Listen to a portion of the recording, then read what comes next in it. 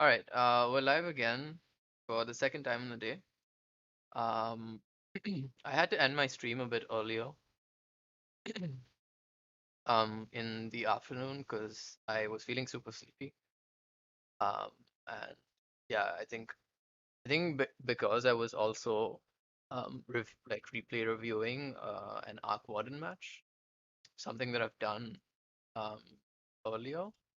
Um, it was just difficult for me to like stay awake through the whole thing. So I'm gonna finish off like I was um like 70% into the replay review, so I just have a little bit left.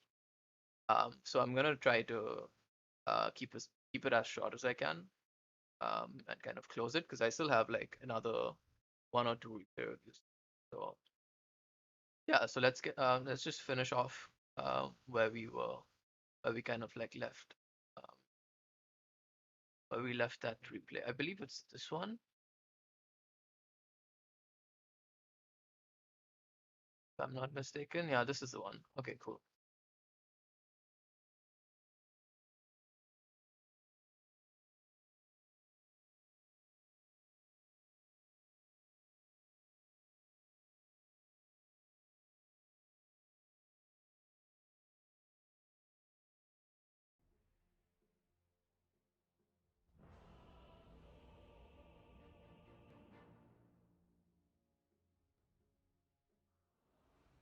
Your turn to ban. Okay. So I think we were around the 40-minute mark. So let me just like skip ahead. Prepare. I think in terms of itemization, all Radiant's right, let's go bottom back. I tower don't think is I saw the Bloodthorn yet on the Arc Warden. Let me just go back a little bit. Um, back slightly more. Okay, so in terms of itemization, right? If you look at the lineup of the Radiant team, you have first of all like heroes by itself, right? You have a Juggernaut, you have Arc Warden, you have Dragon Knight, and then you have Ogre and Jakiro.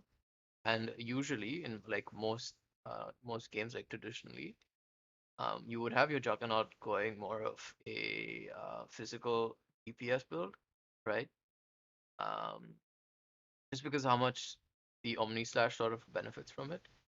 Uh, and it's like the easiest like build to go on a Juggernaut.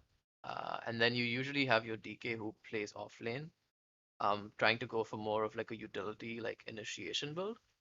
Um, ideally, like you want to see in this match at least. Hey, Phenomen, what's up?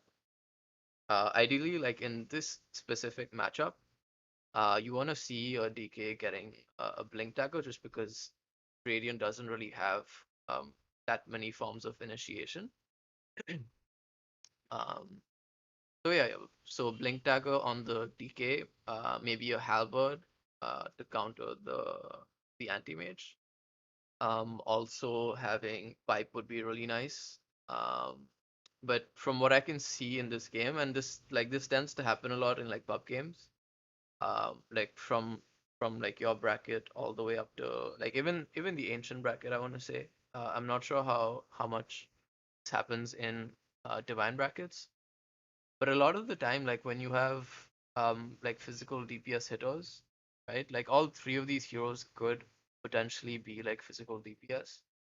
Um, you tend to see like everyone like from the safe lane to mid lane to like off lane just like basically just build like physical DPS items. And that could work in some pubs, but I don't think it works in all of them. Just because it's very easy to like counter that with like one or two heavens halberds on the enemy team, right? So ideally, like the DK builds like those utility items, and as an Arc Warden, like you want to sort of build, some form of disable as soon as you possibly can. Um, I think rushing the Midas is good because it helps you farm, right? And it's just really good on the hero. I don't necessarily agree with um maybe having rushed the Mjolnir and the Boots of Travel. I believe you finish your Boots of Travel after the Hand of Midas. Let me just go back a little bit to confirm.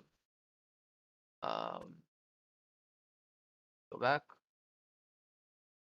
Okay, so you finish your Hand of Midas and you go into a Maelstrom. Um, and then you go into, I believe, a Boots of Travel, if I'm not mistaken. Skip ahead. Yeah, so you finish your Boots of Travel. I think it makes sense to get a Boots of Travel if you make good use of um make good use of like early rotations, right? Um, I would have probably prioritized the Boots of Travel instead of going for the Maelstrom if I were you, provided you're able to make those rotations. And like from what I could see in this game, I don't think you like really utilize that.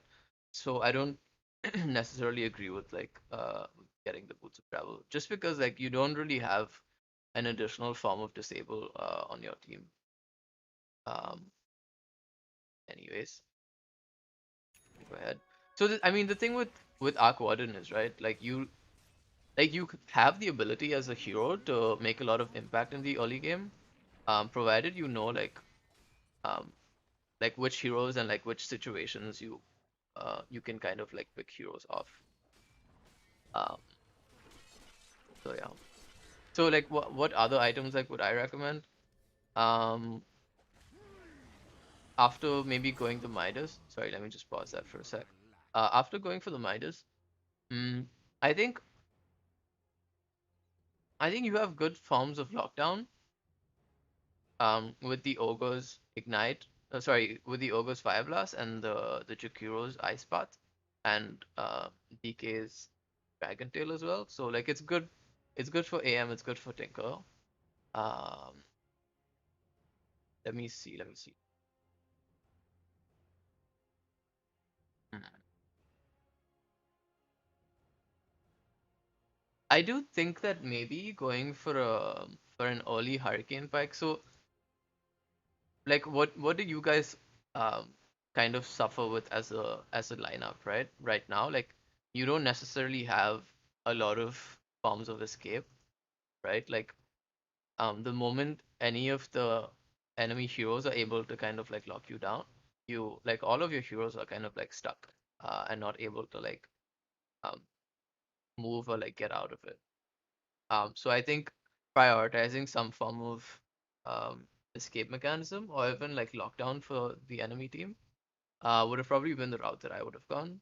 Um, I guess going Orchid, like rushing Orchid, this game could have probably made sense, right? Because you can immediately stop um any of the enemy heroes from uh, A, like casting spells, and B, like um being able to escape as well.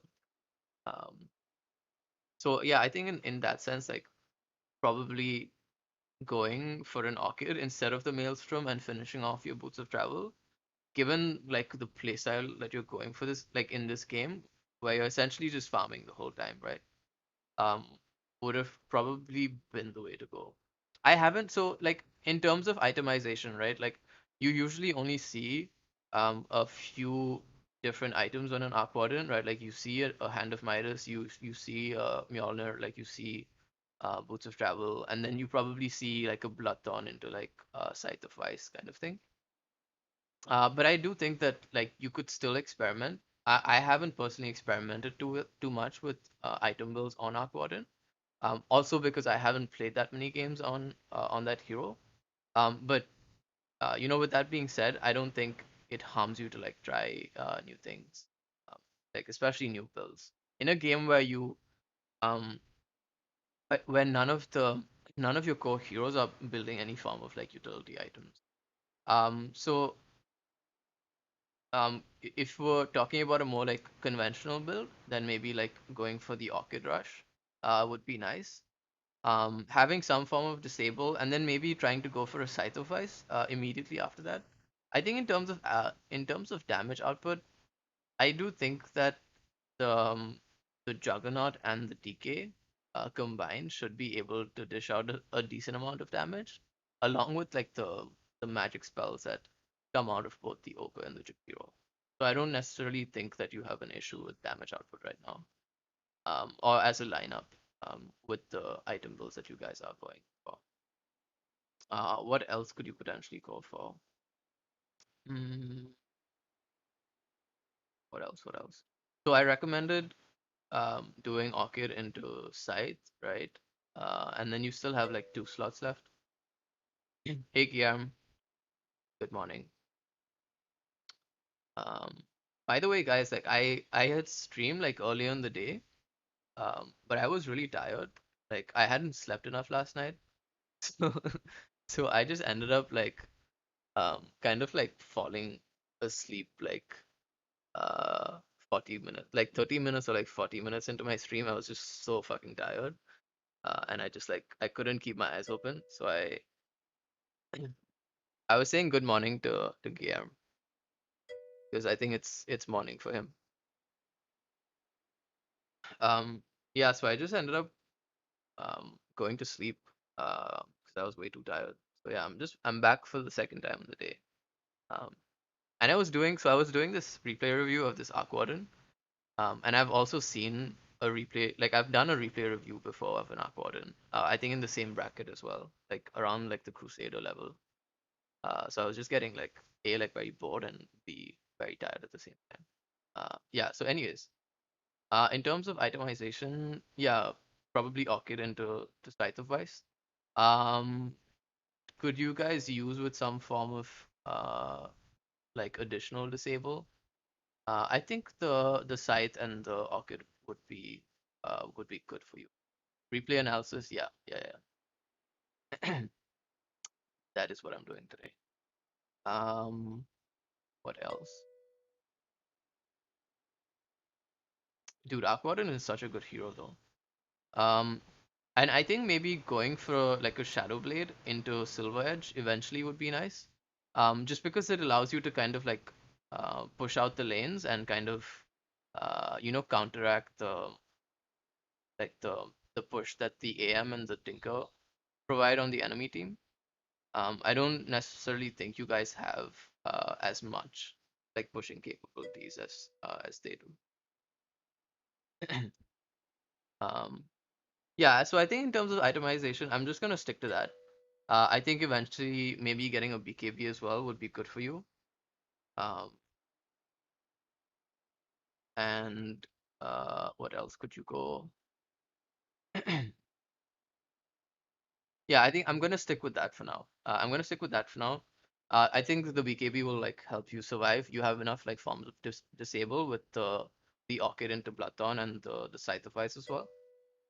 Um, So yeah, so let me finish like the rest of the replay. I'm gonna skip ahead because I've seen most of this. Um, yeah, so then you end up building an MKB. Okay. So at this stage, you have a Juggernaut with a Battle Fury, and then and he only has a Diffusal. Okay, unfortunately, like he obviously doesn't have. Um, I'm guessing he doesn't have the same amount of net worth, right? Like he's like pretty he's lower than like their supports, which is unfortunate. And like it's not every game where your safe laner doesn't like is not able to like farm as much. So in this specific scenario, it makes sense to have that damage output. But at the same time, like if your jug is continuing to go the same route where he's basically like he's itemizing for like physical damage output. In terms of your team as a whole, like you just don't have enough survivability and like lockdown. um, why would you choose a hero who you have to use 12 items plus neutral item for the same reason on the other heroes? Because you have nice cosmetics for him. Um, for you matches after this replay? What do you mean? Like, am I going to play or like am I going to watch other matches? I don't think I understood that correctly.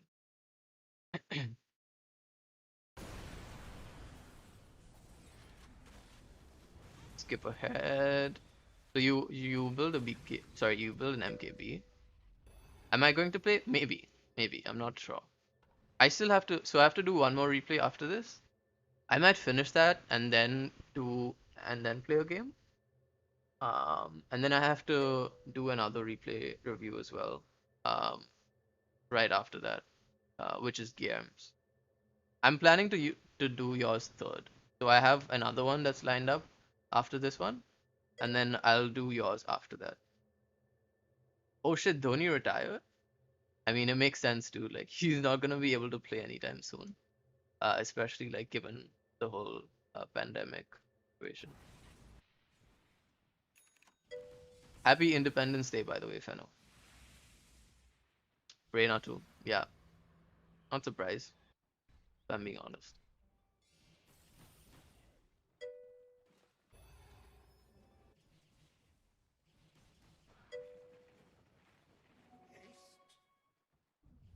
Dire's bottom tower Cool. is Yeah, Radiant's I'll middle keep that in tower. mind. I won't go super deep into the game.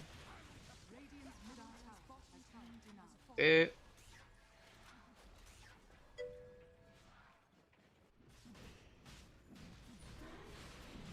Now let's look at the enemy's items, right? You have you have an anti-mage with a Manta style, Battle Fury, Abyssal. So decent amount of damage output on the AM. Also has an additional like form of lockdown with his Abyssal. And decent amount of damage output with the Battle Fury, right? And he's queuing up uh, butterfly next. And you have Tinker with a Bloodstone Blink, and Boots of Travel. You have an Undying who's super fucking tanky this game. Um, you wish you had more quality options than 1080p. Yeah, it's mainly because it's A on Twitch and B because I haven't reached affiliate status yet. Once I reach affiliate status, it should provide you options to watch on lower quality. Like you can watch like on 720, you can watch on 480, so on and so forth. But on the YouTube stream, like you are able to currently watch on lower quality if that is something that you're looking for. Um, and then you have a Pudge with a Reaver, eventually building into a Heart. Hood of Defiance, Blade Mail, Blink Dagger. So pretty tanky like enemy lineup. Um, and then you have a Rubik with Ags, Glimmer Cape for stuff. So like you can see, um, you can just see how tanky the enemy lineup is, and they have a lot of answers for like the damage output that's coming out like out of you guys. Ideally, like if they had a halberd as well, like your team would entirely just be shut down. There's literally like nothing you guys can do then, because that's mainly the damage output that's coming out from you guys, right?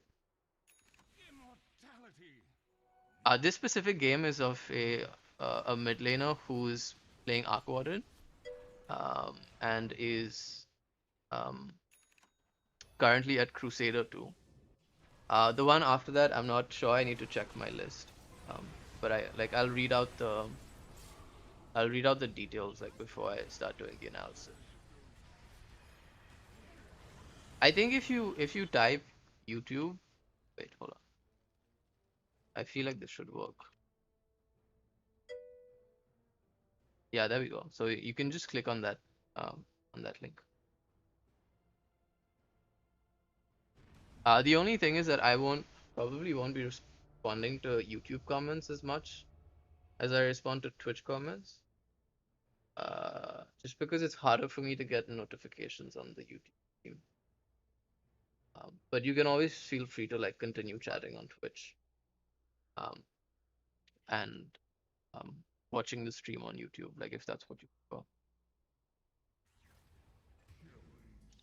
Okay, skip forward. Um, yeah, cool. Yeah, your DK has no form of survivability, so it's very easy for him to die. AM was positioned quite aggressively. Uh, did he just? Yeah. He also didn't have. He had his Manta. I'm surprised he didn't use it. Anyways,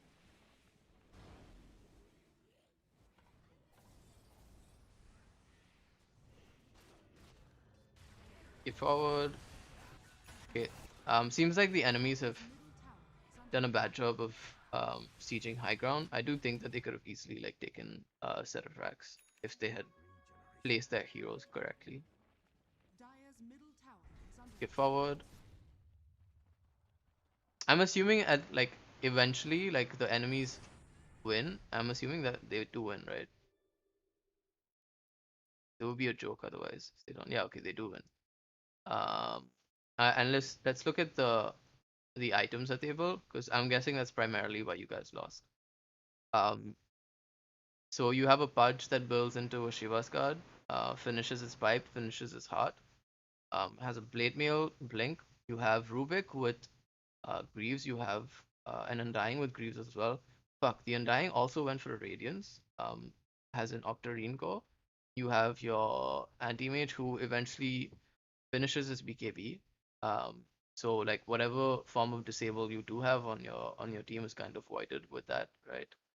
And then you have a Tinker that eventually builds into an Axe as well. And what do you guys have as a team, right?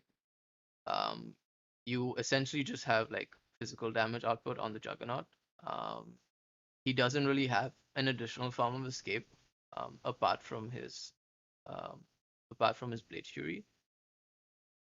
And even with Blade Fury on, you can, as a hero with Abyssal, kind of like still like lock down the Juggernaut, so you can kind of get picked off easily as well in that situation. And you have a Jakiro that is basically fresh meat, right? Like, yes, he has a Yules, and yes, he has a Force stuff. But the moment he's locked down, he should be dead in like not more than like 3 seconds, I would say, like 2 to 3 seconds.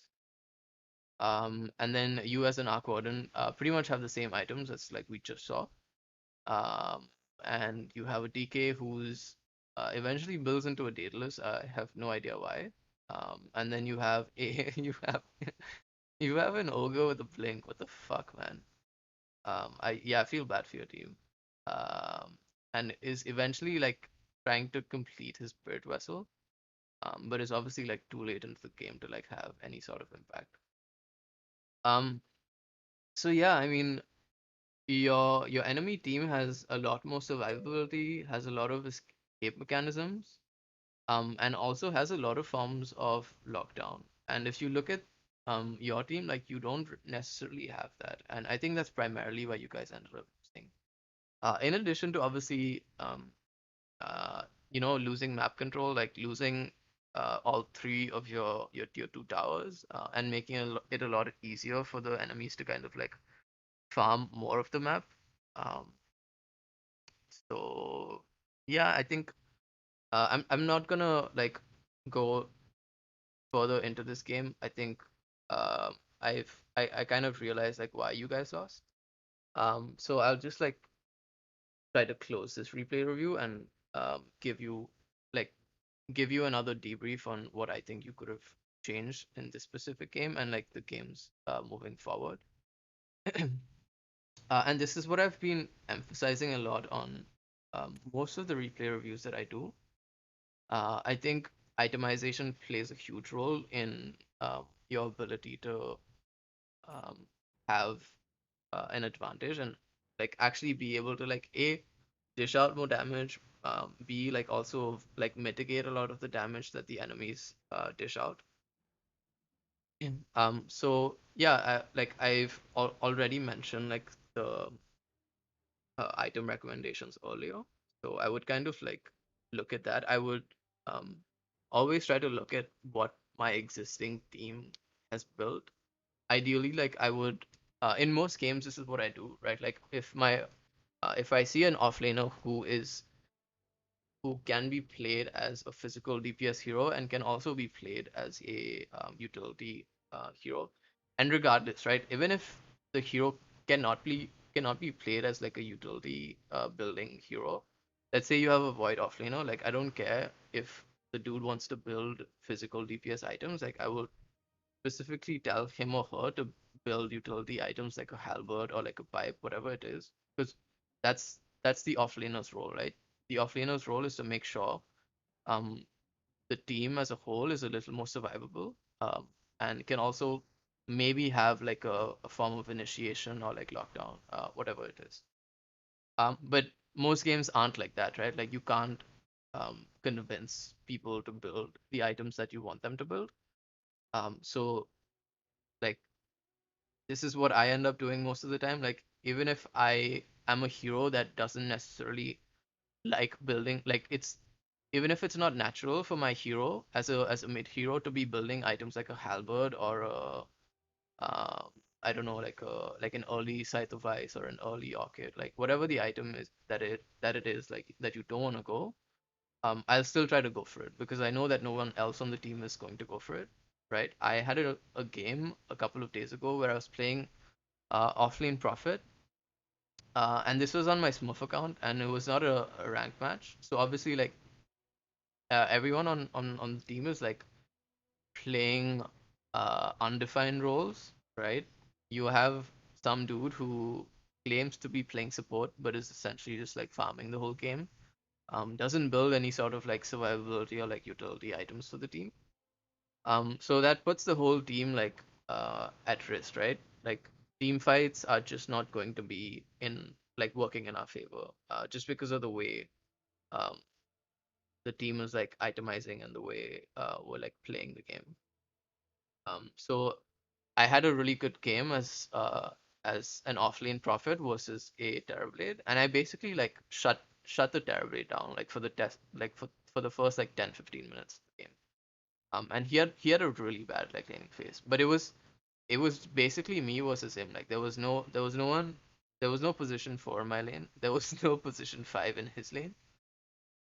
But the moment the Terrorblade like got a decent amount of space to farm, he was able to build a lot more damage items. And Terrorblade being Terrorblade, it's not that complicated for him um, to be able to have like impact in team fights, right? Later into the game, you just like build standard Terrorblade items like Manta, Skadi, so on and so forth. And on my end, like on my team, like I was the only one who was basically like dishing out a lot of damage.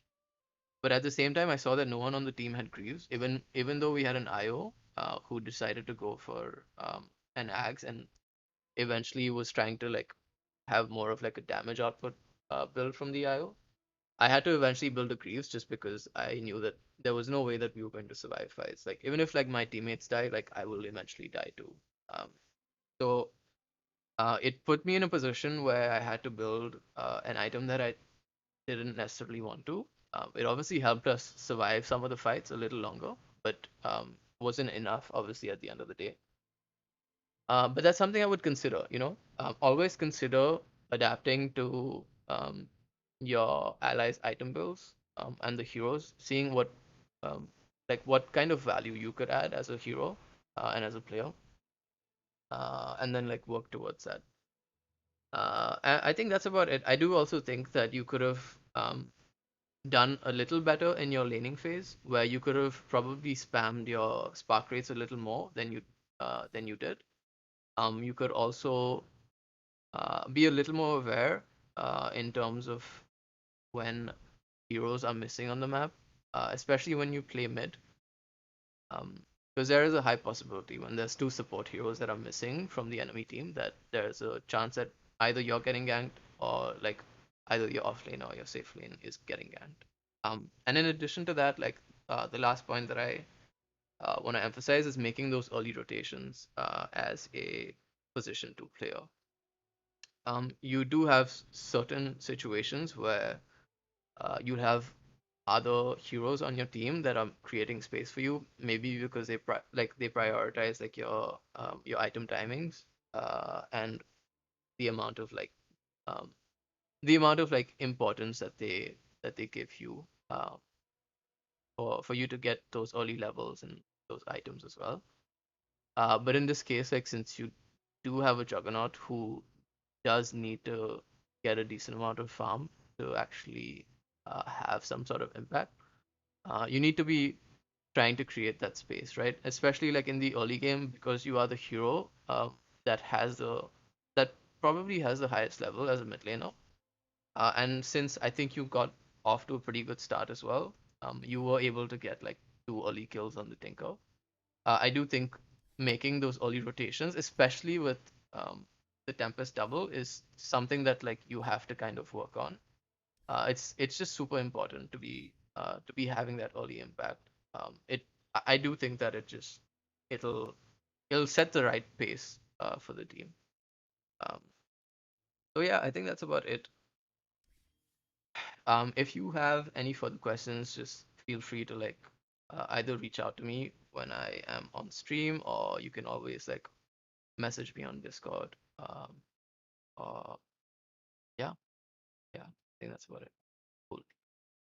Okay, so let's get into the second one. Let me just pull up the match ID. Um, who do we have? Who do we have?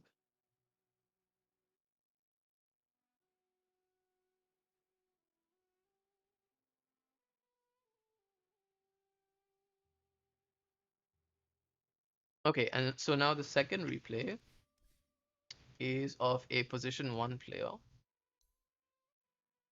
Uh,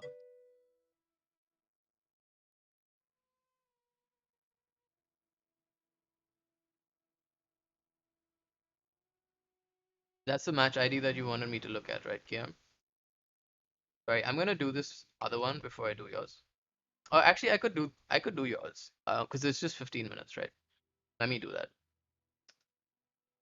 And since you're here in anyways, I might as well.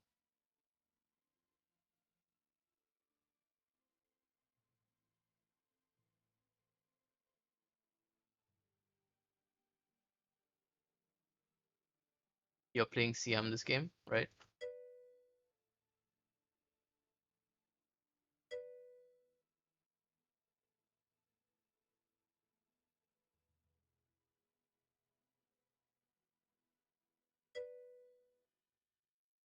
Both you and the Warden. Cool. Yeah, let me just take.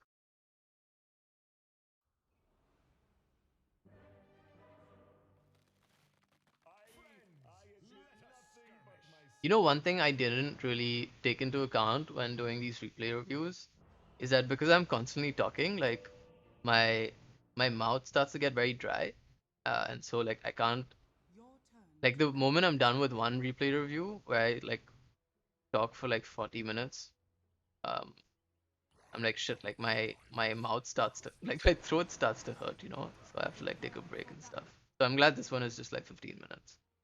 It's in the bag. Okay. Um, okay, so you have Ember mid and you have a Arc Warden and a Crystal Maiden in the safe lane. Cool.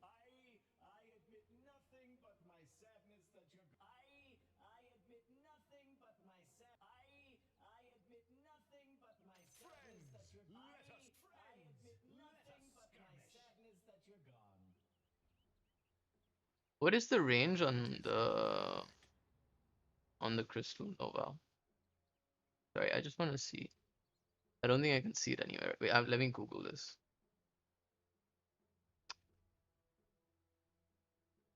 Crystal Maiden.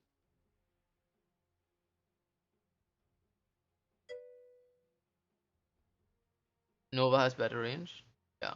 No, I figured. Um, I do want to see by how much though.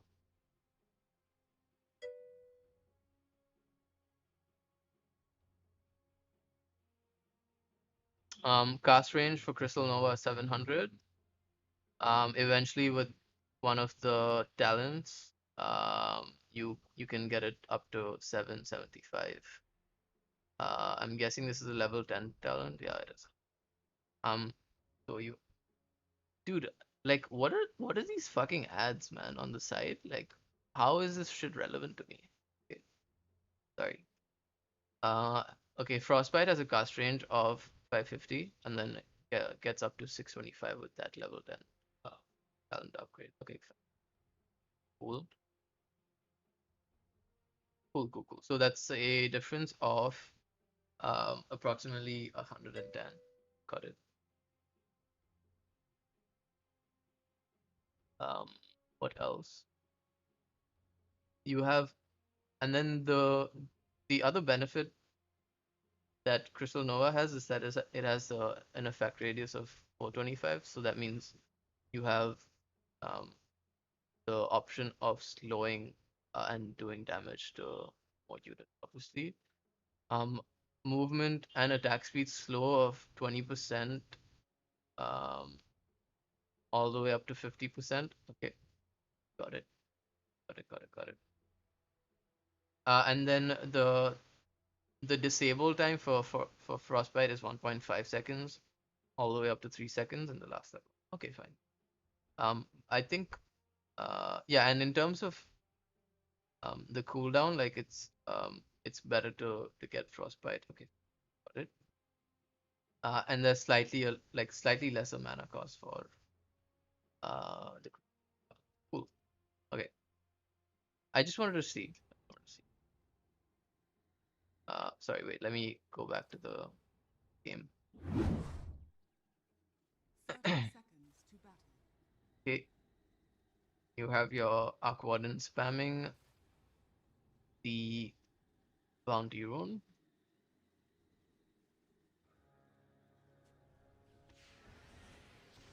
The battle Oh begins. my god. Okay,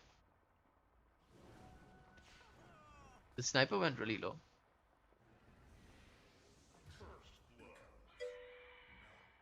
Ah, I see, I see.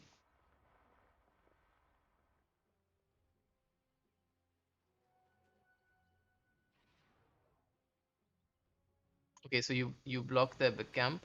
Cool.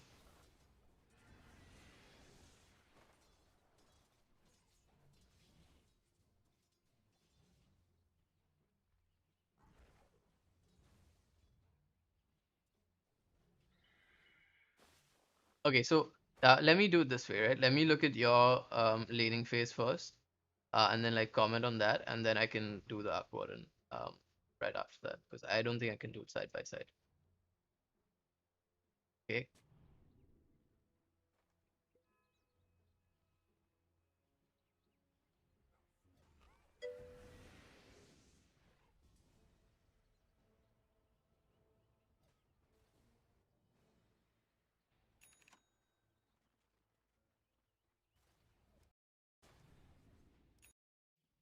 So you try to pull, and basically the Jakiro contests the pull. Okay.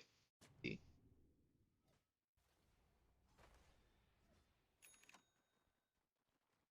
Yeah, I guess not much you could have done there. Bad.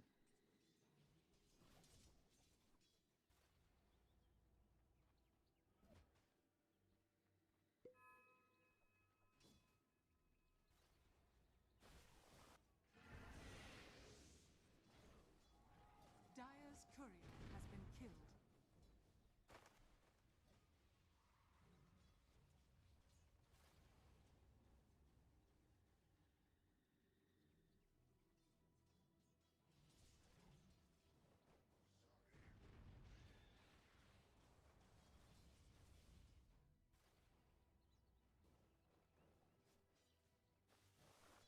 Okay, you pull a creep wave. Um, Jakiro tries to contest it. Gets a lot of damage done on him. Unfortunately, the Phoenix kills you.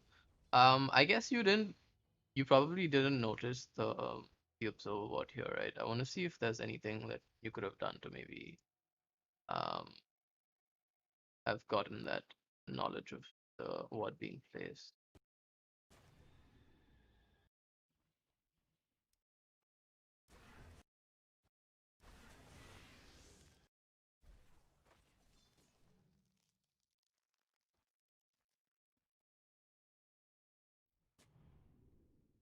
Hmm. And were the items on his in his inventory before? I believe it was, right? Um, yeah, I mean, I guess it's difficult to like constantly be checking people's inventories, but um you like you placed a sentry ward like I guess right before the laning phase started. Um, but you should know that um once you see the observer ward missing, and I thought the reason that you got the second set of like observers and sentries was because you kind of knew where the observer ward was. Um, not that not that the observer ward being here has had a lot of like negative impact for you guys.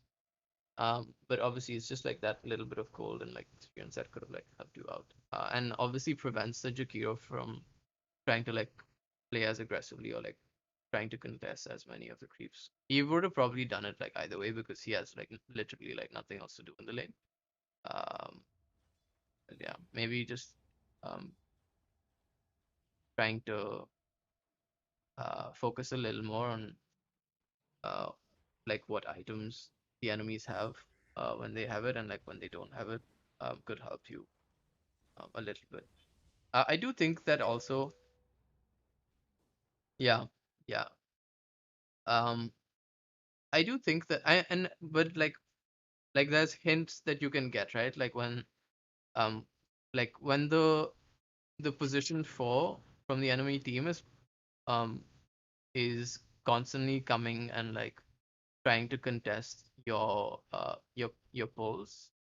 Um, usually like you don't really need uh an observer as a position 4 to kind of know when the position 5 from the other team is like pulling creeps because like it's around the 15-minute mark or like the 45-second mark that you pull the small camp, right?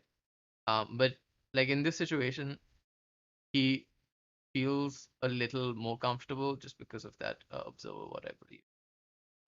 And I think I think in most cases um I do believe that the position 4 usually comes from this side to contest these pulls.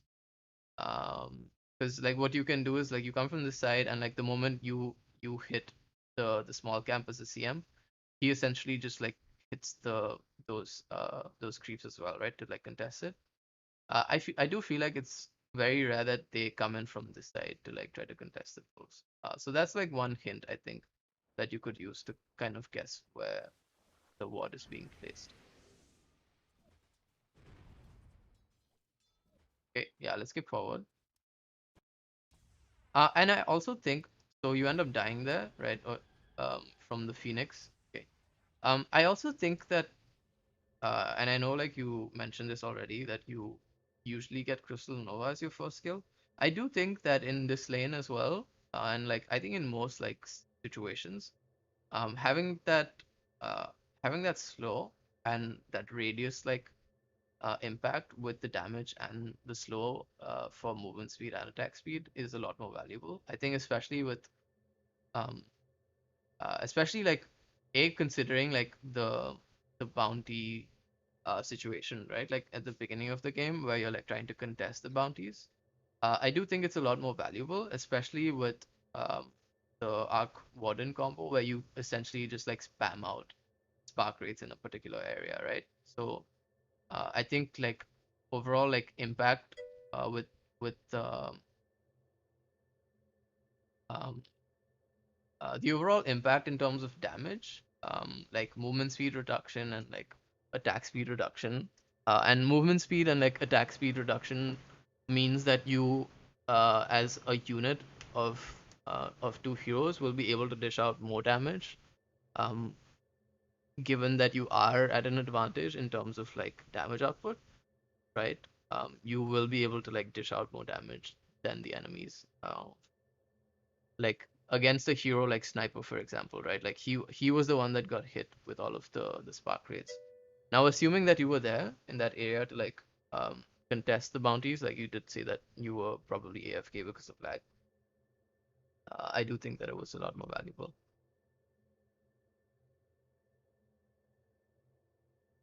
You got used to open bite. open with bite due to jungle, but not always. Yeah. And is it how long does the thing last for as well? Yeah, it lasts for like 4.5 seconds. So yeah, it's a lot more valuable, I think. Um, but yeah, I mean, I get why you go with it. It's also really good to like be able to secure creeps, right? Let's say, for example, you are in the lane, and you want to make sure that like you get those range creep kills. It's a really good way to like secure them. Um, and you don't necessarily have to like use it to like damage the entire creep wave. Maybe you can like use it to uh, like just maybe get the range creep and like maybe some hero damage as well. So yeah.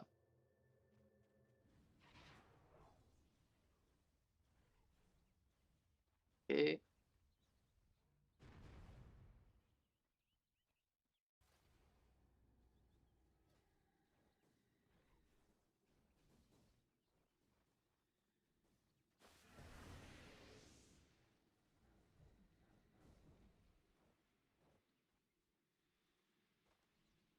And I think even in terms of contesting against the position 4, right? Um, like at level 1 dual breath, I don't think does that much damage, right? It does burn damage of like 20 per second over 5 seconds. So that's like 100 damage. And then Jakiro as a hero has 62 base damage.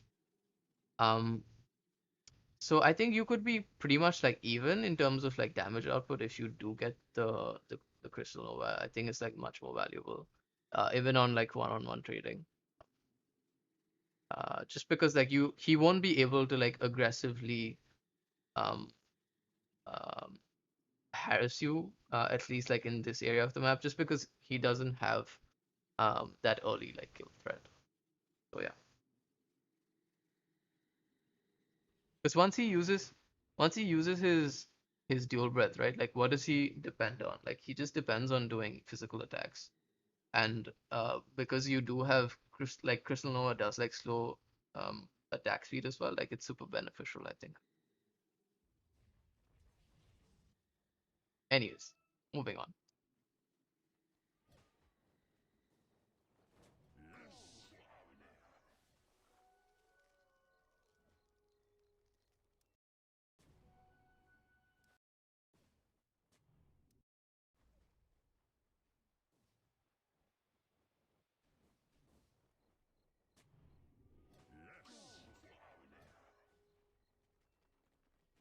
I'm assuming the reason you didn't go in for that bounty trade is because you probably knew you weren't going to be able to contest it. I think that's okay. Not a big deal.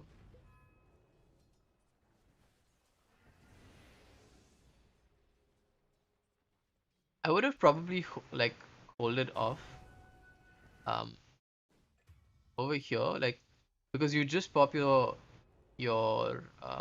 clarity, right? There's nothing that you get out of trying to like harass the Chikiro. Um, does he get one of the kills? So he gets a kill on like the big neutral creep. But I think that's fine. Like it was already dead by the time like you tried to like harass him. And I don't think it's worth you wasting that 50 gold. Because now that means that you have lesser mana to kind of like um which you bite it, that sucks. Uh, yeah, but I don't think it was necessary anyways. Like, there's nothing that like you get out of this whole situation. Like, once the that big creep is dead, like, there's no reason for you to like try to even like be here, because you're better off like like denying creeps over here, and you're better off also like trying to like get some of the last hits on these like small camps. Okay, moving on.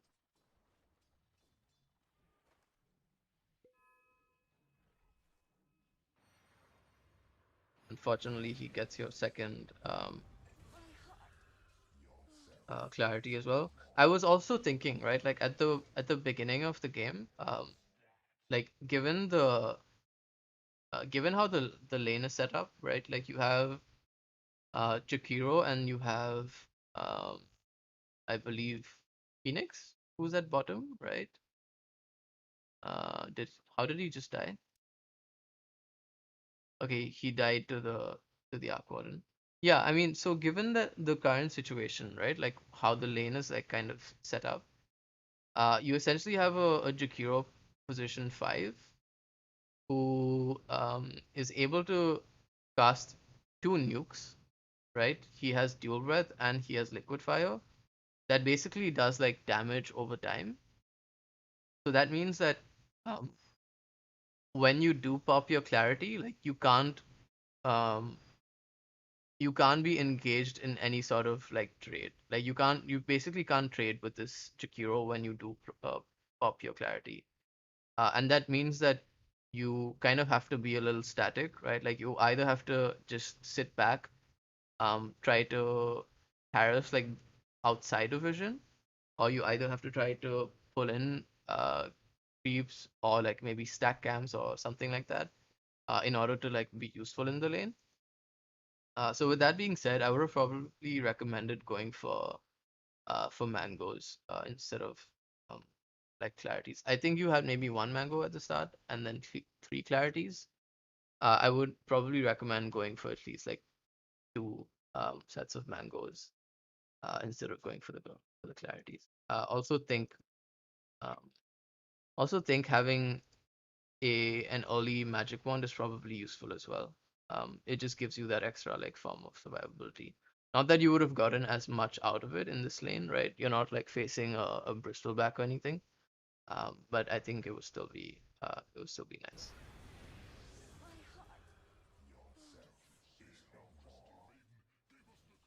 Okay.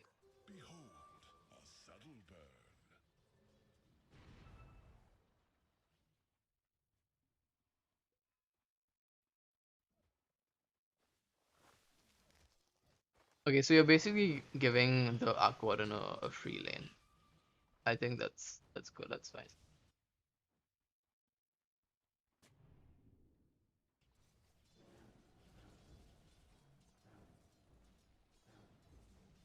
Dire's bottom And you tower is under basically go to the attack. jungle camp and like try to get some neutral creeps. Cool.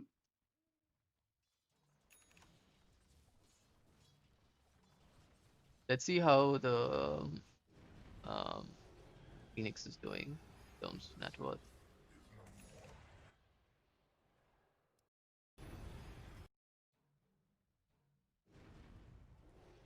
Okay.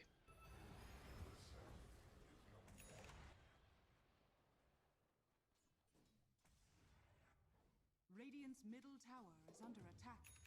I don't think there's much you could have done there apart from just like um, you as a duo like communicating with each other a little better. Because the moment you pull the small camp and your Arc Warden is placed, I think he was placed over here. Like the creeps were kind of like in this area, and he's placed up ahead like that with low mana and like low HP. There's like there's really no reason for that, right? Like like both Jakiro and Phoenix were, I believe, at least level 5. Um, so it just has to do with like communication and him also knowing his like hero's limitation. Okay. Radiant's middle tower is under attack. So this is, by the way, this is something that I learned from watching a dude who is currently at like the immortal rank, and he basically plays position 5 only. And he usually spams Jakiro. I don't know if you were there when I talked about this in one of the previous streams. But what he likes to do as position 5 is he focuses a lot on trying to get a lot of regen, like both HP and mana regen, like shipped to him. Um, because from his point of view, what he says is that prioritizing those early like regen items just allows you to like trade a lot better in the laning phase.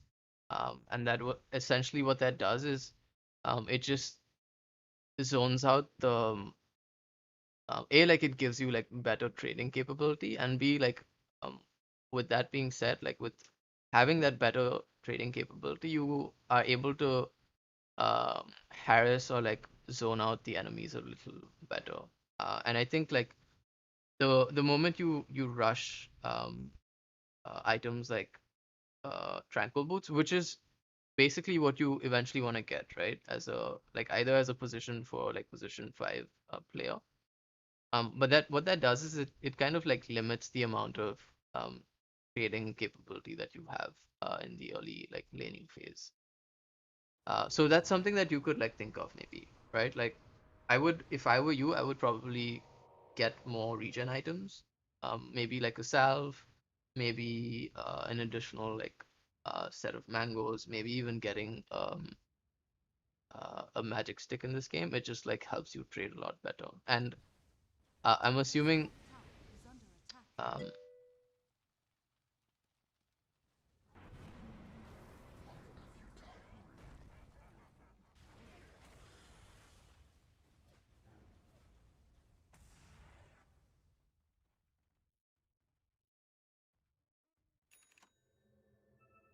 also make sure that when you are getting gone on like that with um, any spell or item that does damage over time, like a like an urn or a spirit vessel.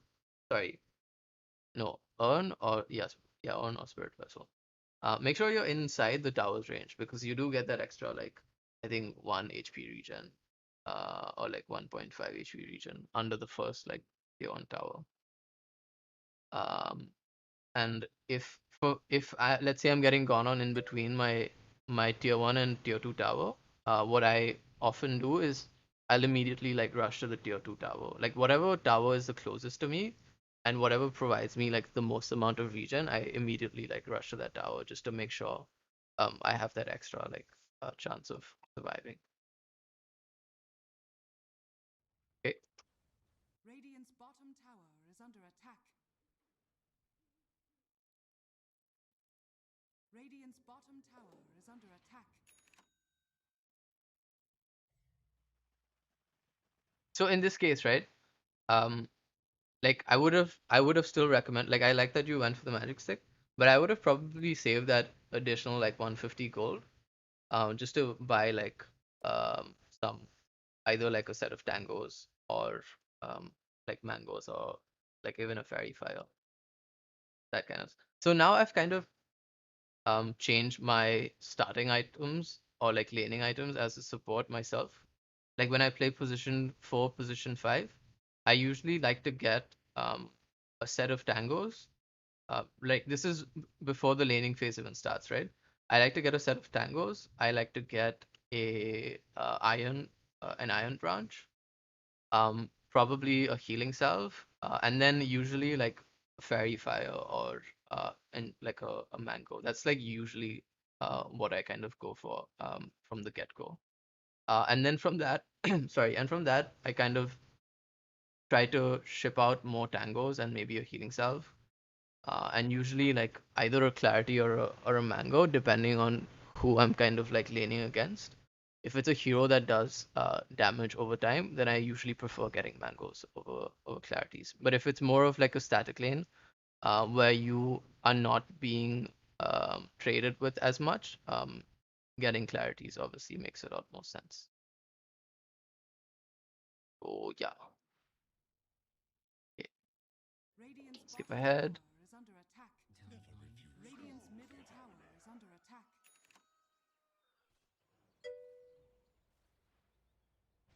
Ark's name, Fall Guy 1001. Nice. That's funny.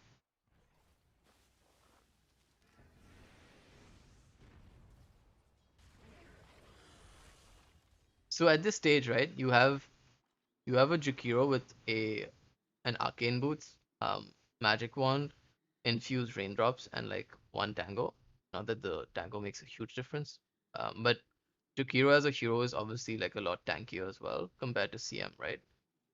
So in terms of like trading right now, there's just no way that you can like try to um, go on the Jakiro until and unless both you and Aquaden team up and try to actually like take him down.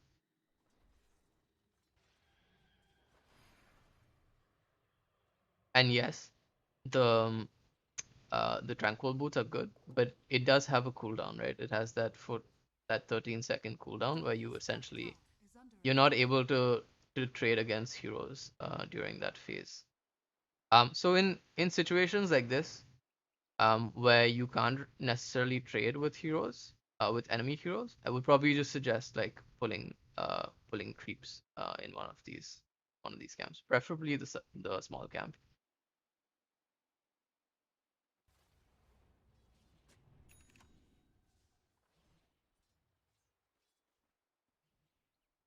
Radiant's middle tower is under attack.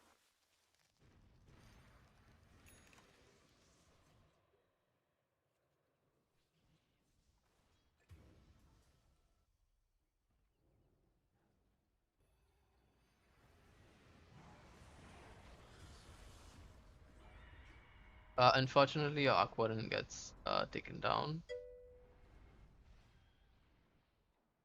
All right, fine, cool.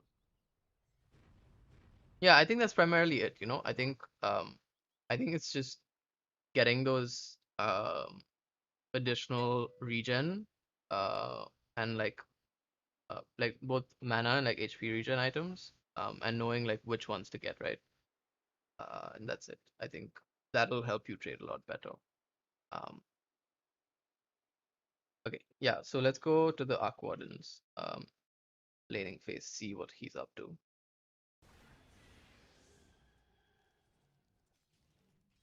Um so in terms of starting items, yeah, I think these items are fine.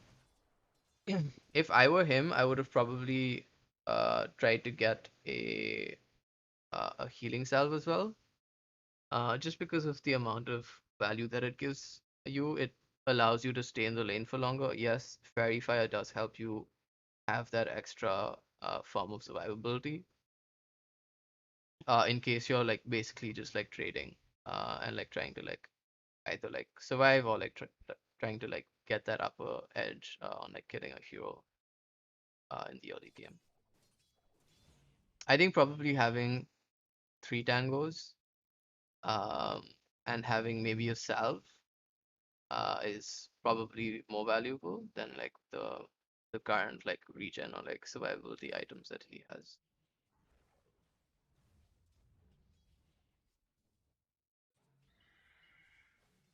So with that being said, right, like um the way you want to look, so you guys are a party, right, and like you obviously like know each other, and this is why I'm like recommending this. Um yeah, so for you, yeah, yeah, opening with Nova, yeah, getting more like regen items and attention, like giving attention to like the enemies in inventory to make sure like you have some sort of idea of where the wards are being placed, um, will just help you trade better. Yeah, exactly. So in terms of like starting items as like a duo, right? Because you obviously like know each other, um, and because you are in the same lane, um, you both have to like communicate at the beginning of the game to ensure that there's like some sort of synergy in terms of the starting items that you guys get, right? So as a position five, like you can choose to maybe even get an extra like um an extra salve as opposed to having these three clarities in the beginning. So your Aquarin doesn't have to like get that extra salve, or maybe he can also have that salve, or he could. There's like different ways you can go about it. Let's say like you as a position five get that healing salve for your position one. You can have the Aquarin essentially having let's say um like one set of tangos and still have that additional like salve or like have one set of tangos, a fairy fire, and then additional like stat items that just help him trade better. Thanks for the follow, Philippe.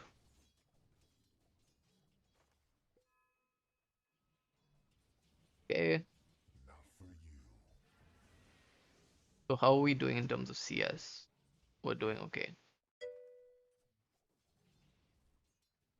Ah, cool. Yo, what's up? So I think um in terms of CSing, you wanna make sure that you get that last hit on the range creep.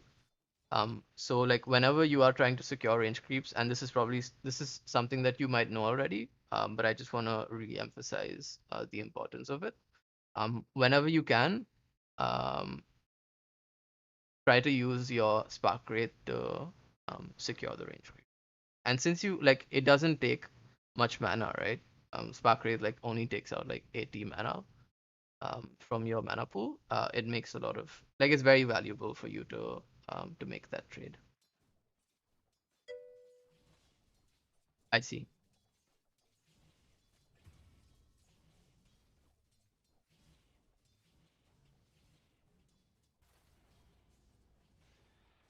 Okay, so you do end up using it. Cool.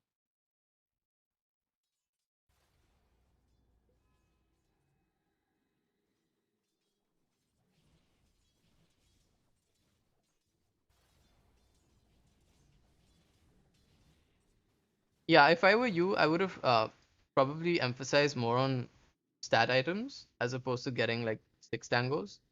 Just because it helps you like a like last hit better and like, also like trade better as well, like in the lane. You're doing okay in terms of CS, but I do think that it could easily be a lot better. Dyer's courier Okay. has been killed.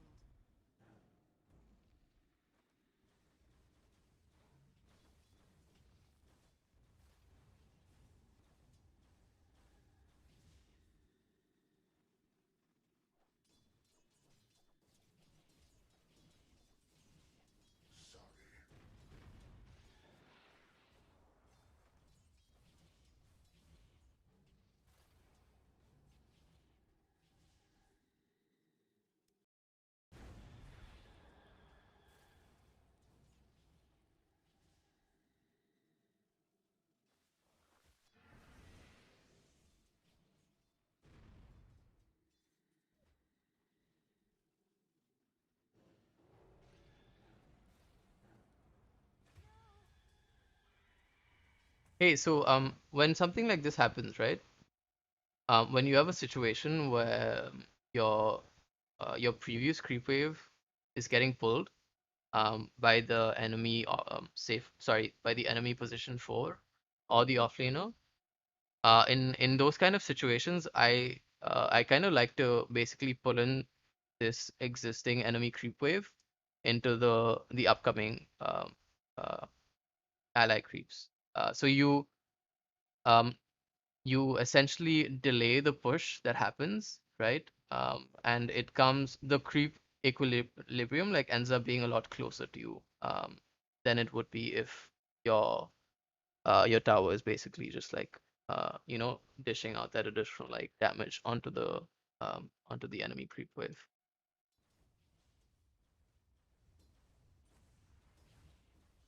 So not only does it so right now you can see what's happening, right? You essentially have a double creep wave. Like normally you expect the position 4 on the enemy team, if they already have pulled aggro on your creeps, they would essentially like drag it out. Um, but in this case, because they haven't, you essentially have a double creep wave pushing into the enemy creep wave, meaning that the creep equilibrium eventually will move a lot closer to their tower than it is to yours, and that's not necessarily a position you want to put yourself in as a position 1 hero.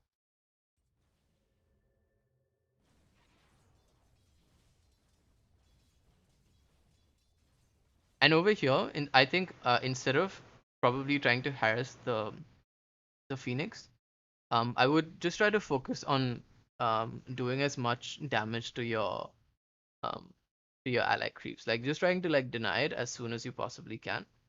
I think has a lot more value given the situation of the creep wave. Okay.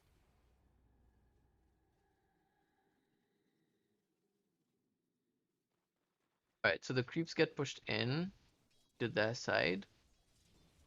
And this is, and like, especially like given a situation like this is why you don't want to be putting in any sort of like auto attacks into the enemy creeps, right? Because that just makes the enemy off lanes lane a lot easier, right?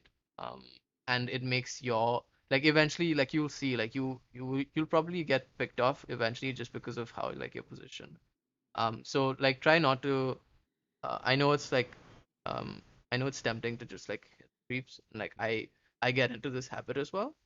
But just try to like not put in any like auto attacks on the enemy creeps, and just try to like focus on denying as much as you possibly can. Also try to pull aggro from the enemy creep wave, and what that usually does is by pulling aggro by essentially like right clicking on the enemy hero and like pulling your hero back a little bit. What it'll do is it'll basically start the enemy creeps will start hitting your range creeps, and that means a it'll be easier for you to actually deny them, and b like the amount of like damage output that your creeps have versus theirs will reduce like over time.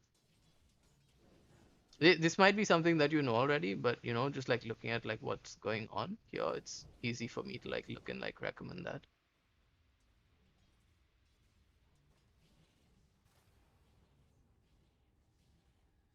Okay.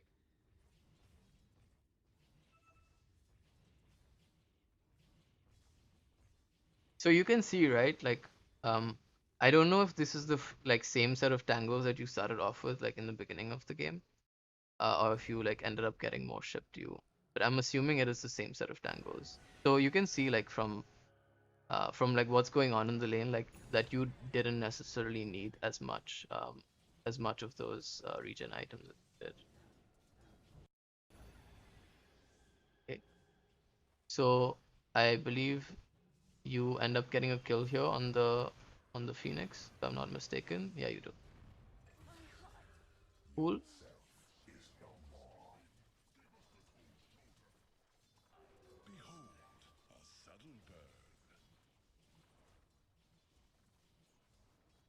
So I think um maybe getting those um extra like stat items in the beginning, like I mentioned earlier, and I think like as you move in more like later into the laning phase, because you are having issues with mana, you could also try to get more mana regen shipped to you. Maybe like getting a clarity or even like a mango would be nice because it just helps you trade a lot easier, right? I get that you wanna focus on rushing that Midas and like focus on basically like putting out all of the gold that you get into that. But you being able to trade with the enemy heroes just makes it that they have a rougher game. And the better you're able to trade and the better you're able to like zone them out, means that you're just taking out more gold from them. And yes, it might delay your Midas timing, but I think it's a lot more valuable for you to be able to do that than it is to rush your Midas.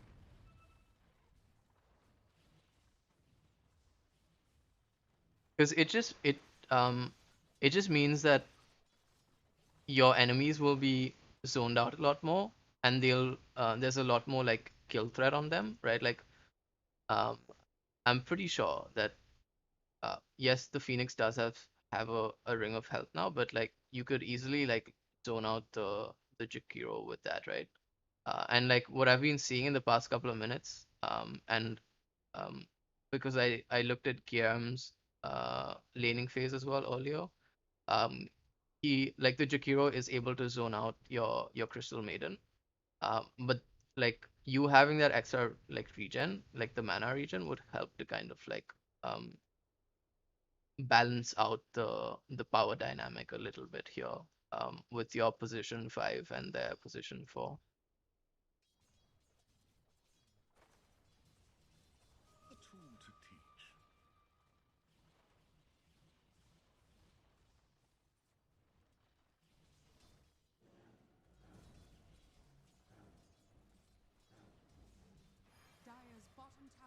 So yeah, this is again, right? Like I mentioned earlier, I've basically been seeing you auto attacking the enemy creeps.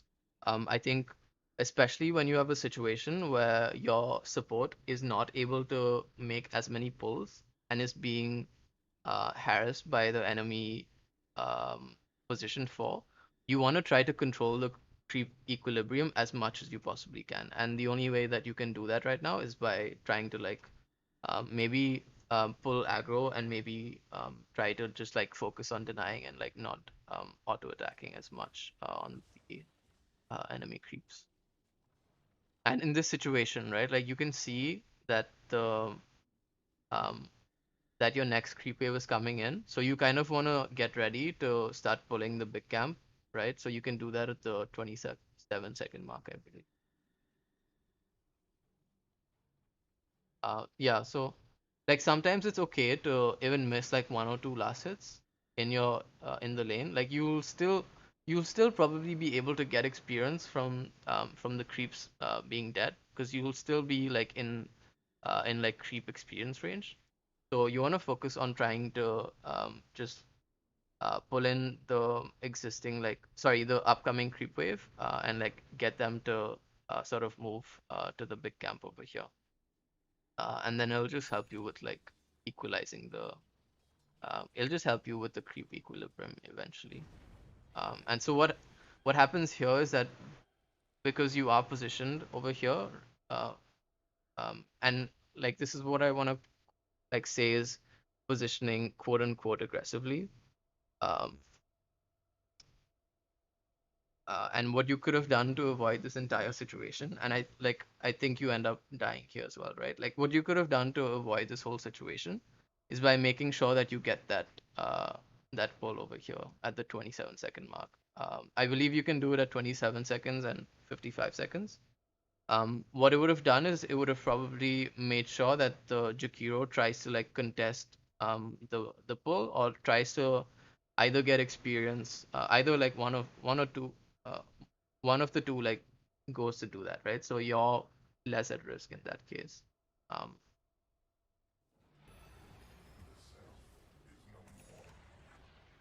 you end up getting picked off, unfortunately. Radiant's middle tower is under attack.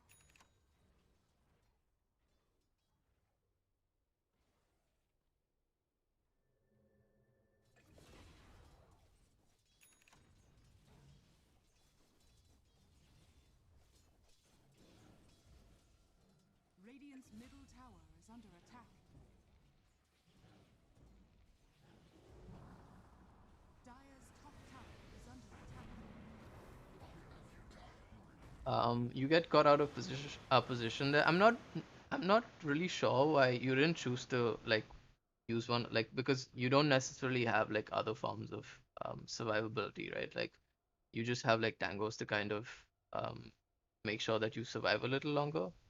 Um, so ideally, like I would have probably liked to see you get more regen, like in the form of a fairy fire and maybe a salve as well. Um, and I guess in this lane, it is useful for you to uh, probably have a magic stick as well because you are being traded with constantly. Um, I know that um, Biospirits doesn't necessarily like provide the same amount of value, uh, but just given how aggressively like the enemy team has been playing in the past couple of seconds, is an indication of um, just getting that extra like form of survivability. But even in this case, right, like um, let's say you don't end up going for those extra like survivability items. I think you don't necessarily need to trade with the Phoenix here, right? Like I think the moment he starts going on you like that, um, you kind Radiant's of need to middle back tower off is and under maybe attack. just like pop your tango and just kind of like play a bit static and play a bit safe. You can still choose to use your spark rates, I would say, to like um, try to trade with them as much as you can. Because I Dire's think what middle happened here tower is is like you under attack. basically got like most of the fire spirits on you and like you weren't able to do much after that.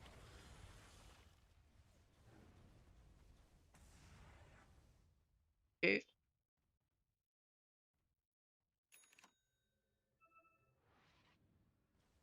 Radiant's bottom tower is under attack. guessing you're waiting for your TP to go back. Radiant's bottom tower Yeah. is under attack.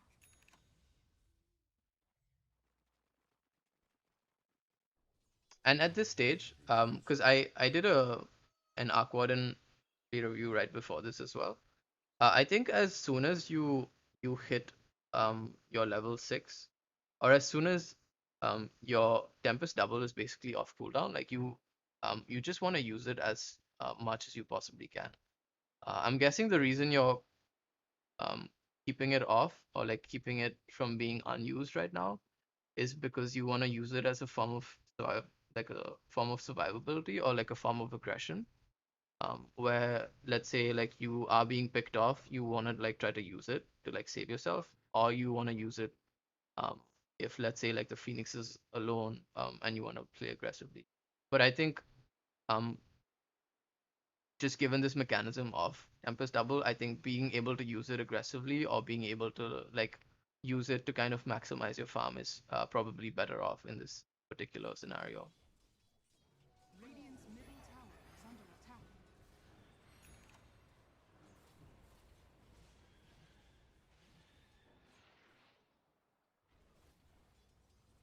So in this specific case, I would have probably recommended you either having your Tempest double, go to the small camp and just try to get some sort of farm from there by just farming spark rates, right? Because it's essentially just like free mana, right? Because if your main hero is at let's say like 80% mana, spamming your Tempest double is essentially giving you like additional like 80 mana into like three. I'm guessing like three spark rates is what you essentially get out of the whole um length of the Tempest double. Is it three? So you Spark Wraith has a cooldown of 4 seconds, and you have 80 mana, and you're at like 450, or let's say like 400 mana pool. So yeah, I think like at least like three or four Spark Wraiths.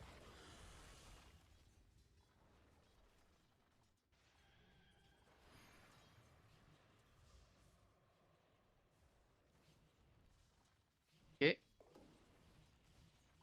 Dire's top tower is under attack.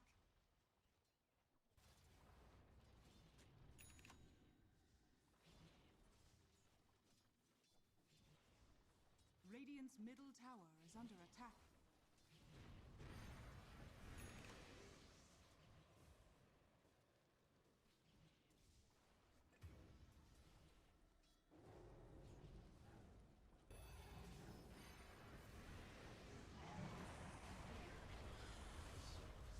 Fortunate.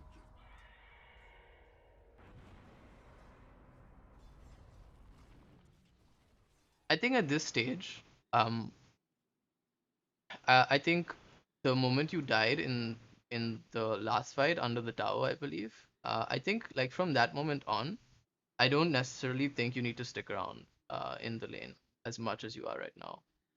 I would probably, if I were you, I would probably just like move to the jungle camps, and just try to farm that uh with your hero. Like you could just get clarity shipped to you, and basically just like spam Spark Wraith, and also like spam it with your Tempest double as much as you possibly can. I just don't see like the value that you get from sticking around in the lane as much right now. And this obviously like delays your Midas timing as well, right? And delays like the amount of like experience you get, because you there is like a certain amount of downtime that you get with being dead that often. So if you look at the enemy offlaner, like they're having a much better time. Obviously, like he's only died once, whereas Radiant's you've tower is ended under up dying attack. 4 times already. And like sometimes as a position one hero, or like as a position one player, you will end up in situations where you like your where the enemy duo is a lot stronger and is just able to like zone you guys out a lot better. And in those situations, it's best to kind of call it a day and just leave your lane and just try to farm the neutral camps. And I'm glad that the Underlord has kind of come in here and you have like eventually switched lanes to go top. Um, I I don't know if I guess that's okay as well. As long as you're able to like get the most out of it. Dire's middle tower is under attack.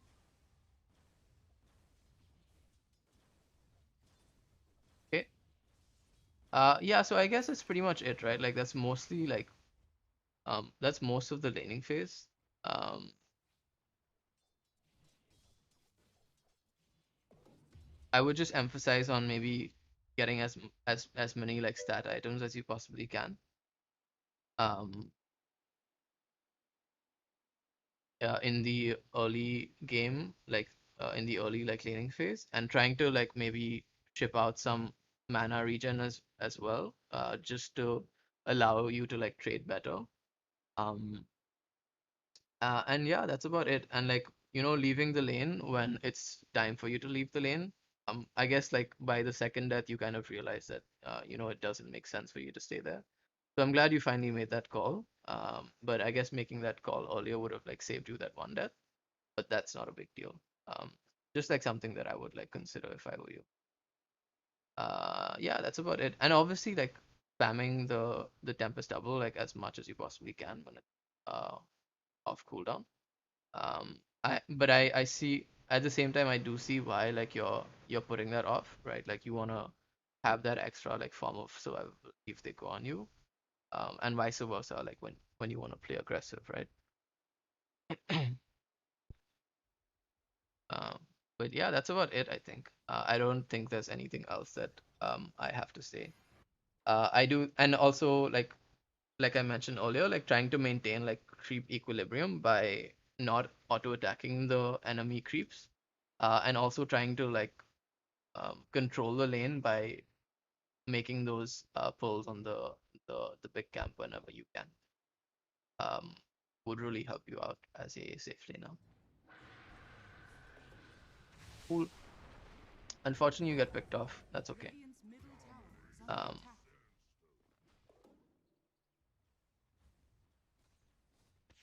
yeah, there's not much else for me to say. I think just knowing where you can play safe, and I think once you hit your Midas, like it should be a lot easier for you to like farm around the map as well. Um, yeah, I think that's about it.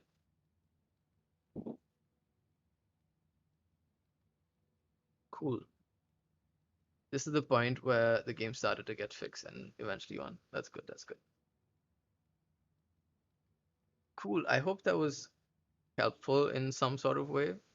I know you're Legend 3, and um I'm not like super professional or anything, so you probably know like what you do as a position one and as an Aquaran player as well. But I hope those tips help you in some shape or form.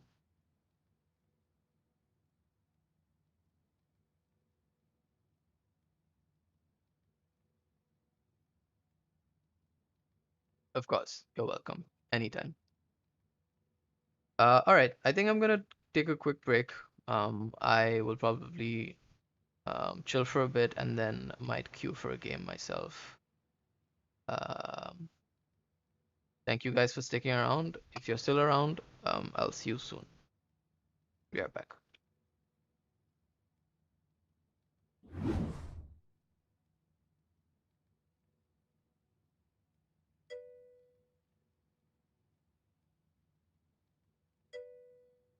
Cool. I'm glad you agree with that. You're welcome.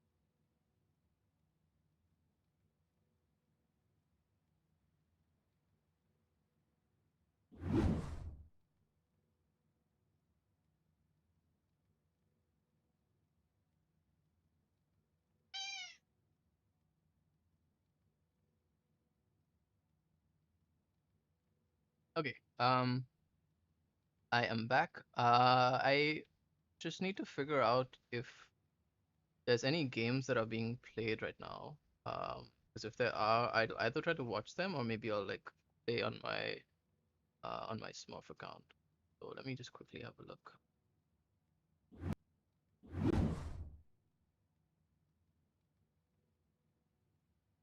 So you have um oh, I see. Okay, there's an Evil Geniuses game versus Five Men. Not really super keen on watching that, but let me see if um it's interesting.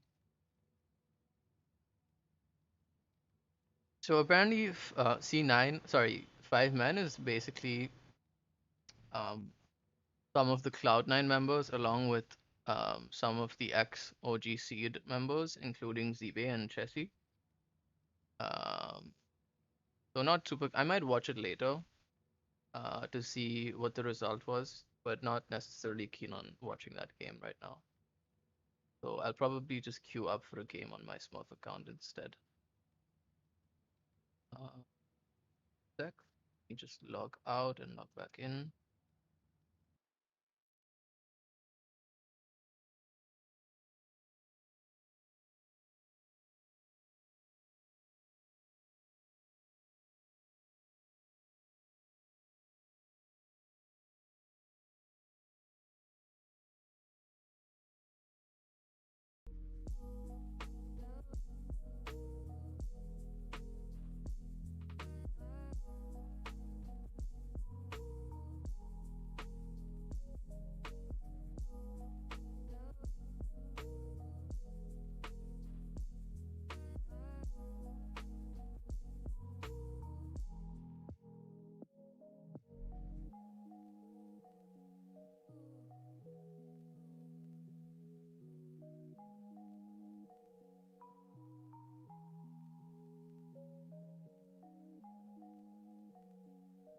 ഉം. അവള് പുറത്തോ?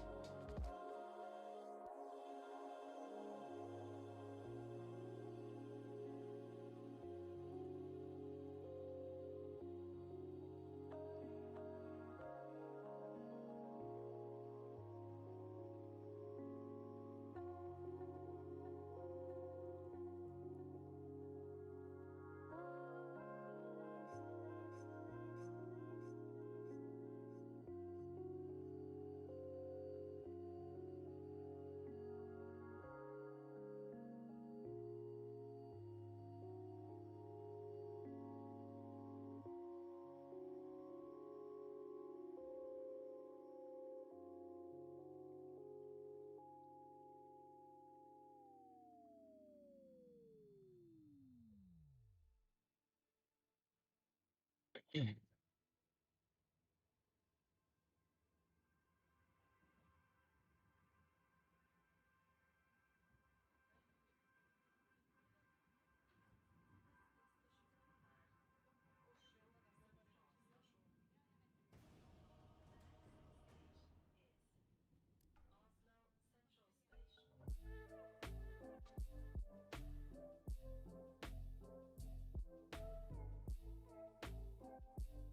Your turn to ban.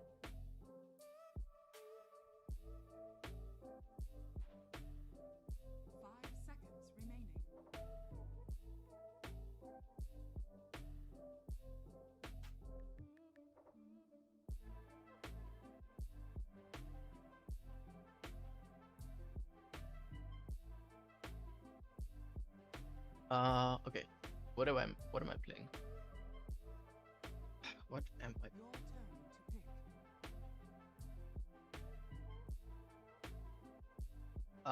Okay, so we have a carry and an offlaner. I most probably play a position 4 hero. Not sure who though. 10 seconds remaining. Five Um, seconds remaining. hmm, maybe Zeus.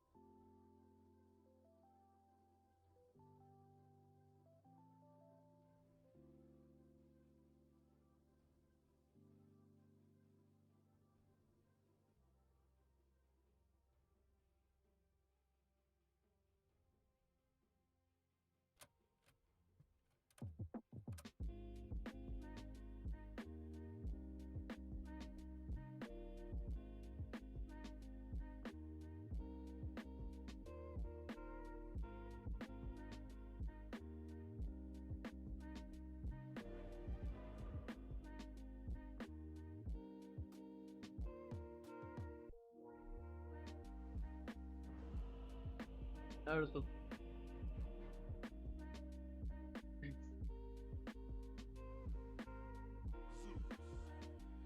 Lol.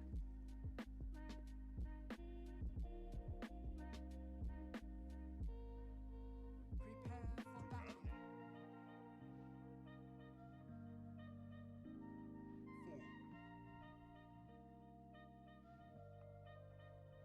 battle.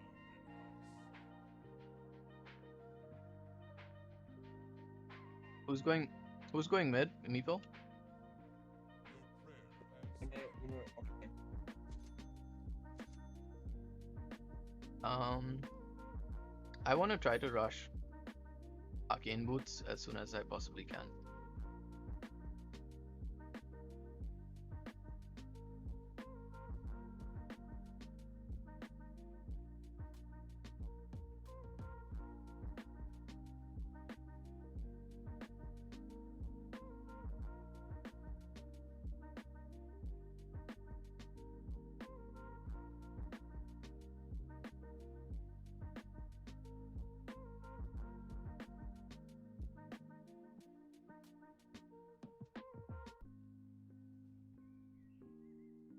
Uh, so I was supposed to do another okay. I have one replay review of a position one um, PA that's lined up already. But I got another request for I believe a void, uh, void spirit if I'm not mistaken.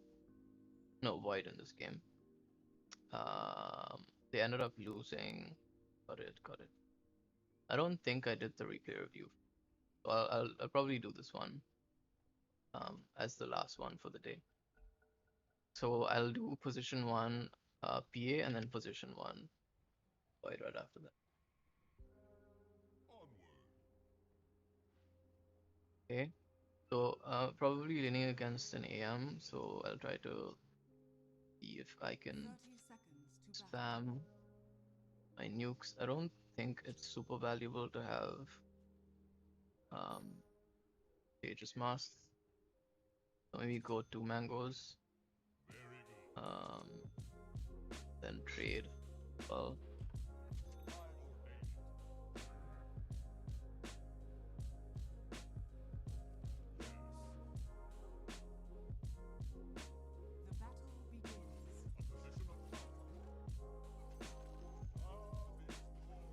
The battle begins.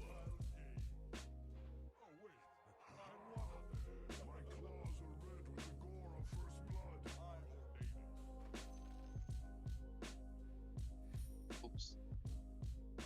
Can I get the observer? I can go place it after you're done with blocking.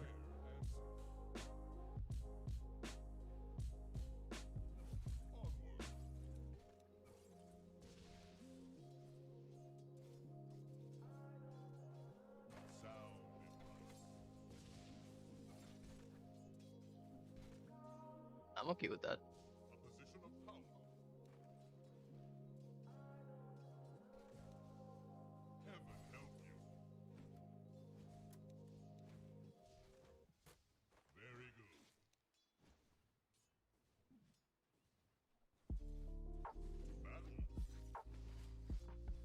Crap. Fuck. Completely forgot about the fudge doll.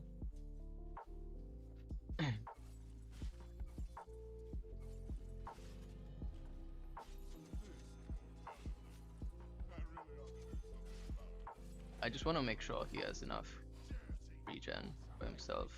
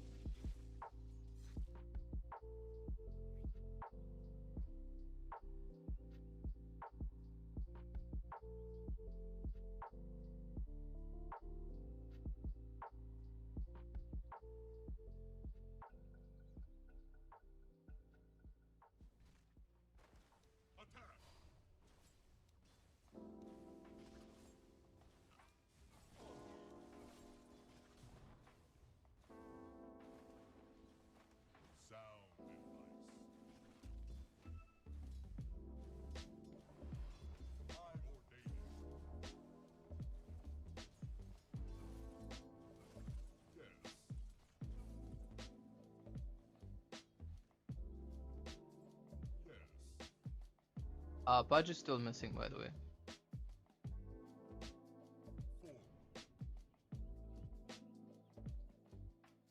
Fuck. Fuck me.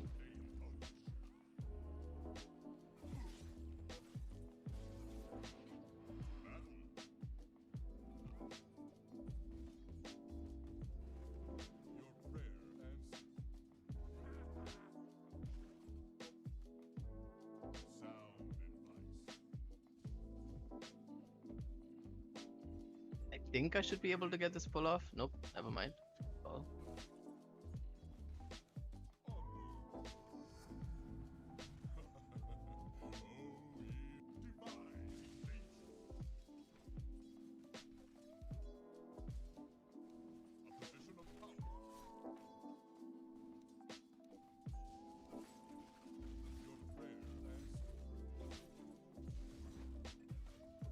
Yeah, I don't mind trading with him when I don't have mana. His loss, honestly.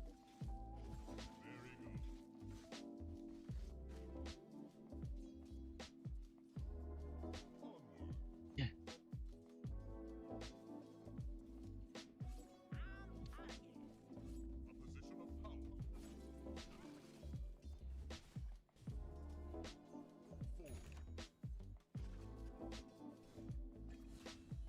Your courier, bro. Fucking hell. Cool.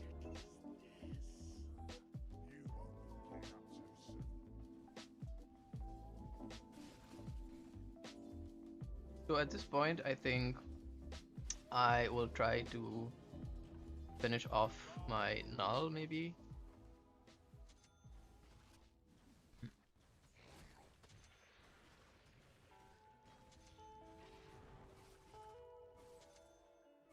Sound advice. Yes. I'll get the bounties. Go for me.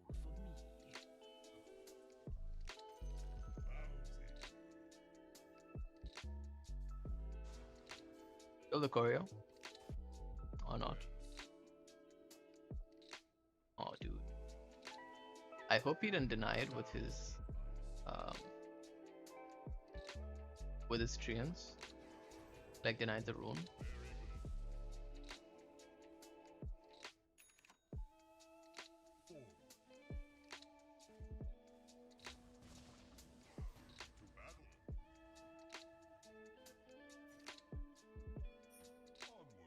Why does Meepo have no vision?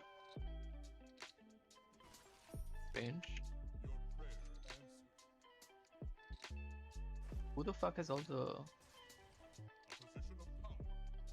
I have no idea why he has a fucking observer ward on safe lane. Especially when there's one already.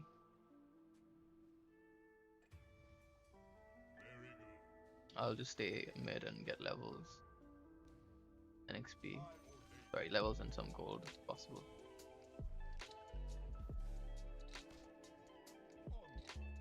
Barge is missing.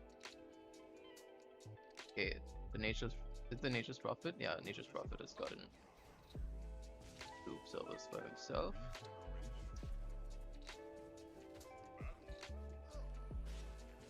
Help me, help me. Your top tower is under attack.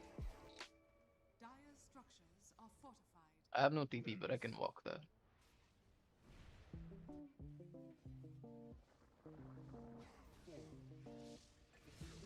Nice. On my way. Your top tower is under attack.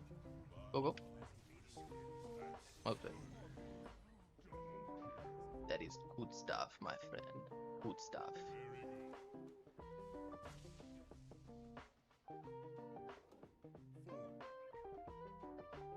I'm guessing the Nature's Prophet placed one over here, this hill, so I'll check that first.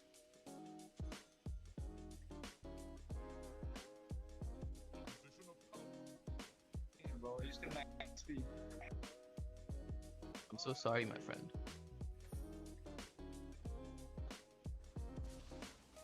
Maybe it's here. No idea. Yeah, it's either here or here for sure. Shit, I needed a TP. Completely forgot about that.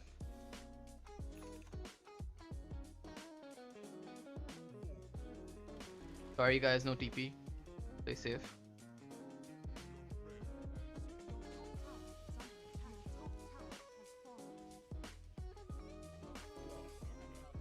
Feels bad, man. But most of them were not able to get to the top lane either, so it's okay.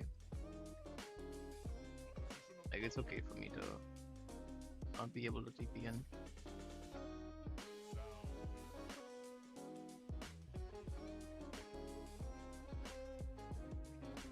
Can I? Nope, I cannot.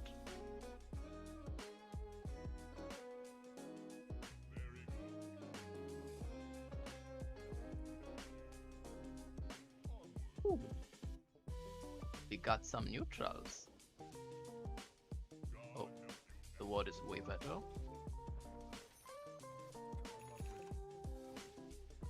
Help me, please.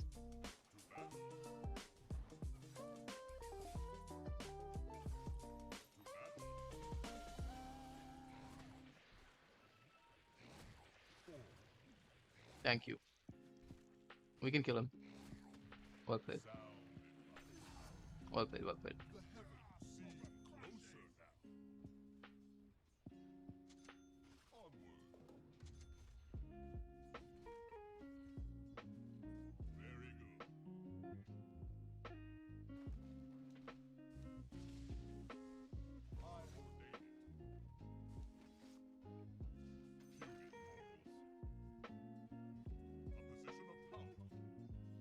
Let me just get my level 6.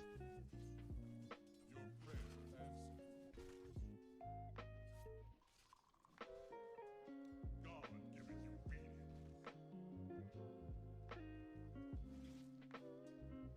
Yes. Your middle tower is under attack. Sound advice. Your middle tower is under Yes. attack. Your prayer answered.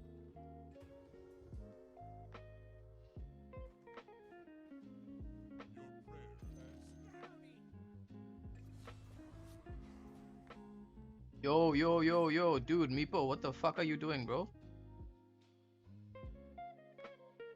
He's literally free farming a fucking jungle when you're sitting mid. Kill my XP, bro. What the fuck? Your XP? Shut the fuck up, dude.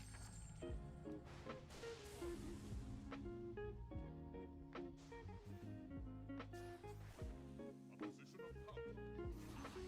His XP, it seems. Fucking idiot.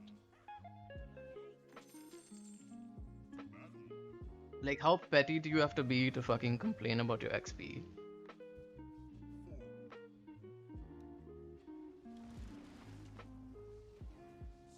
Dire structures are fortified.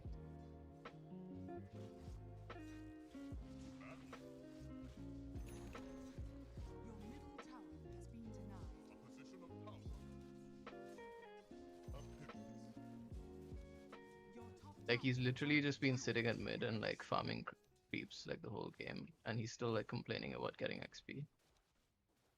Such a joke. Beware. Onward. Your prayer answered. Yes.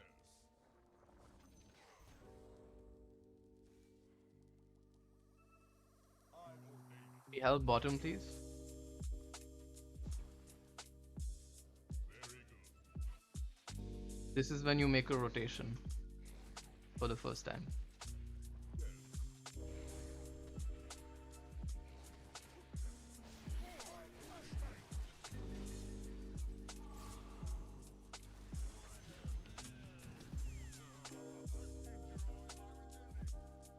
Very good.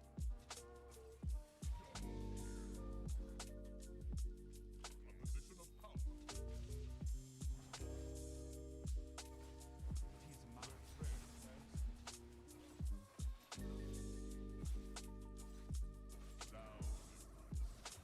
Oh wow, well played, dude. Great fucking timing, by the way. Great fucking timing.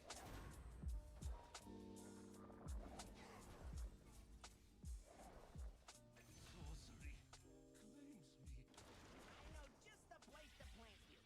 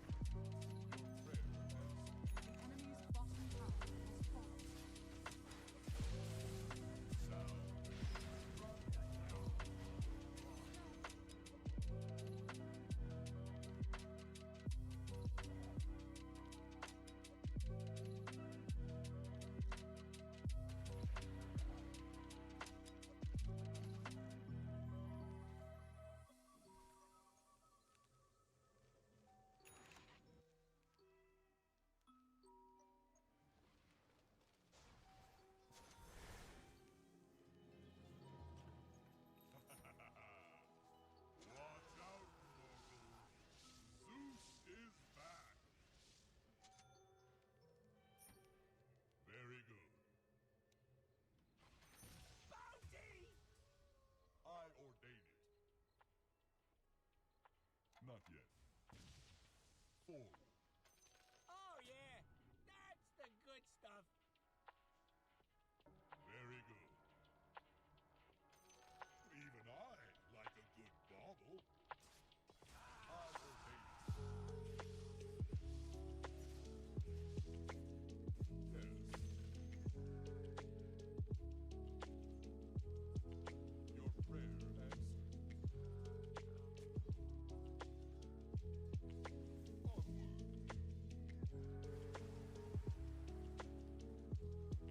A position of power. Denied. Battle. Fucking hell.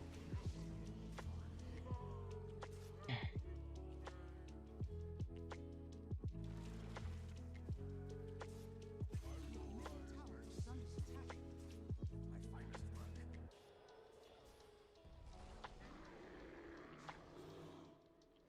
Your bottom tower is under attack.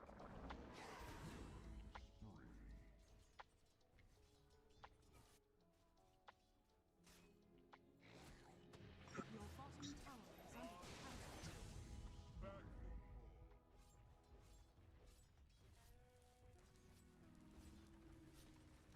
Radiant structures are for it. fortified. Forward.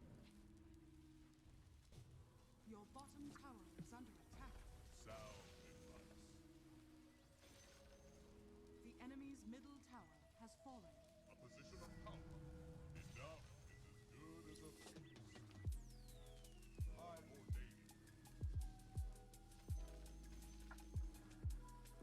To battle. Sound advice.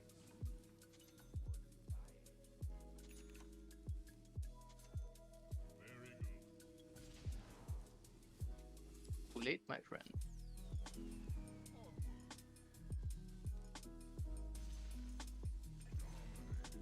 Forward. Your prayer answered. Your top tower is under attack. Yes. Yes.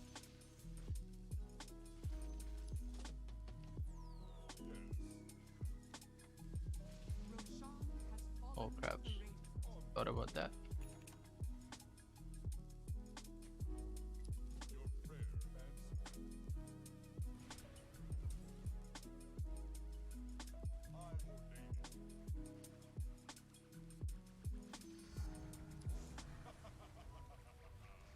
You wish you were never spawned.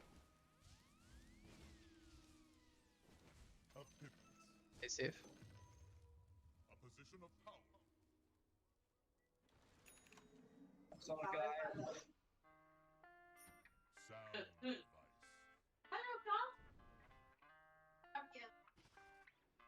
Forward.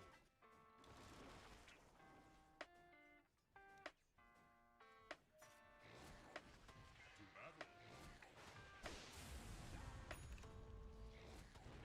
Very good. Battle. You wish I never stooped. Yes. Sound. We can kill Nature's Prophet. Or not. Play safe.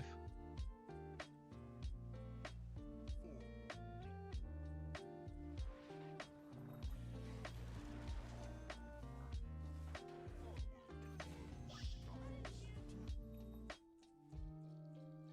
Your prayer answered. Radiant structures are fortified. I'm ordaining. Very good.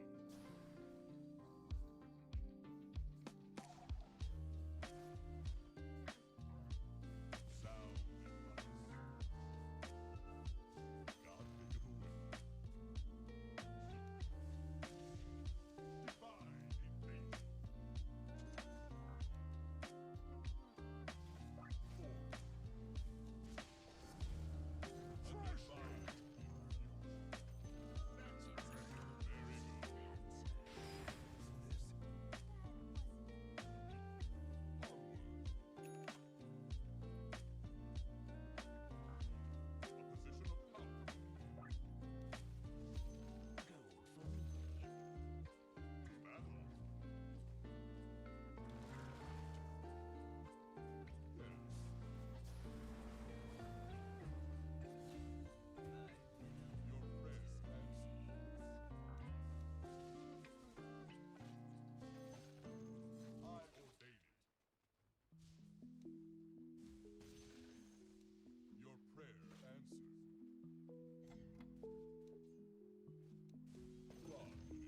Oh fuck. Fuck, fuck, fuck, fuck. Help, help, help. Shit. I don't know if keeping. No, I should probably give this to someone else. Maybe the Venno. Run.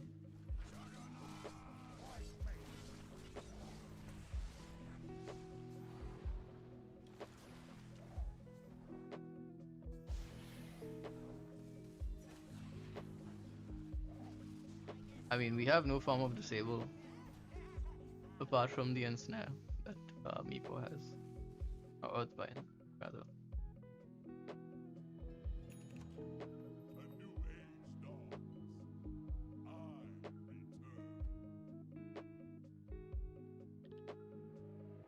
I return. Yes. A position of power. Attack. The enemy's top tower has fallen. To battle.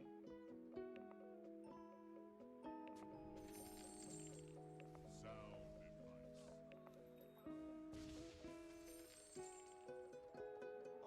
advice.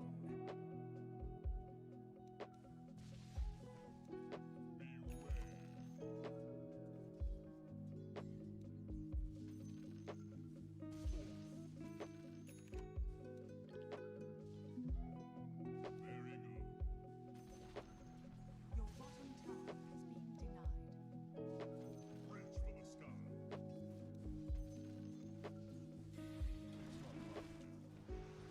Very good. Fucking hell, dude.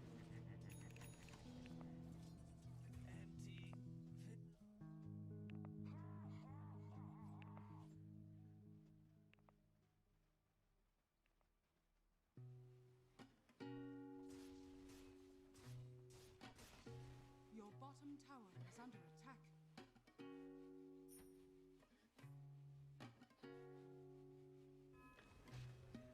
Your bottom tower is under attack. Dire structures are fortified. The wait is over. Your bottom tower has fallen. Radiant's current Oh my god, dude. So fucking bad. Not a single kill on a fucking core.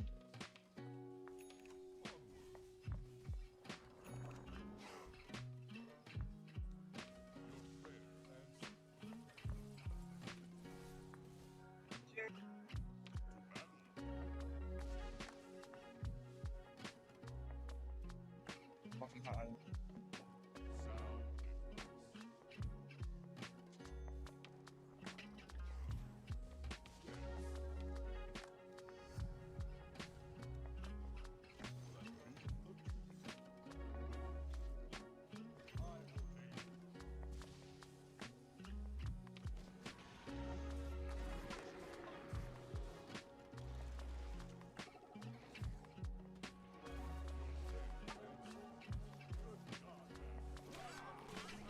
Almighty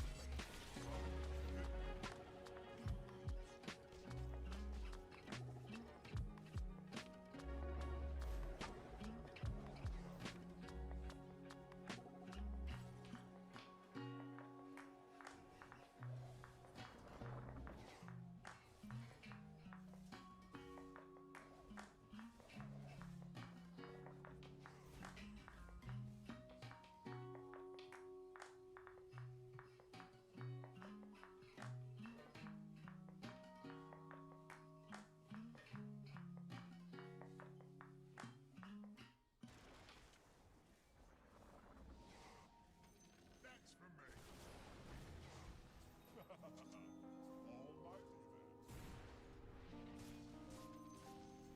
Very good. Get out. A position of power. Guys, I ordain it.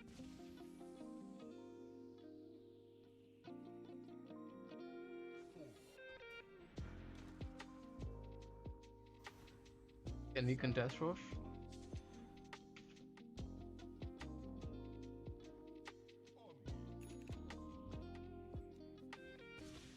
not a Roche.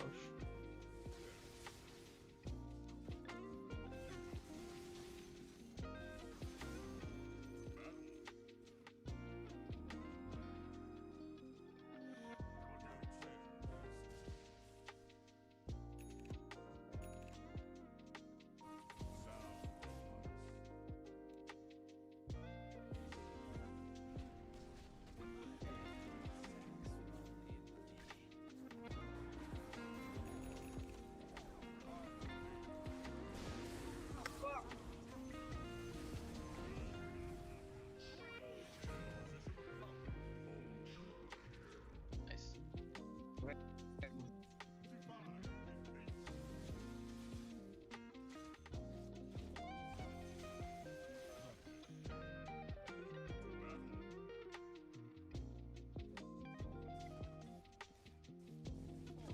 Radiant structures are fortified.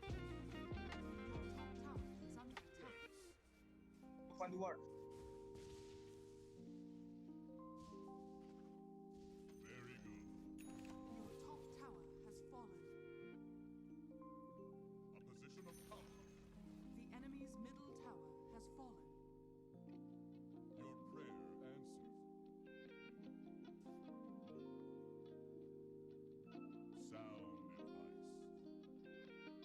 Let's go get the outpost soon. Yes. I ordain it.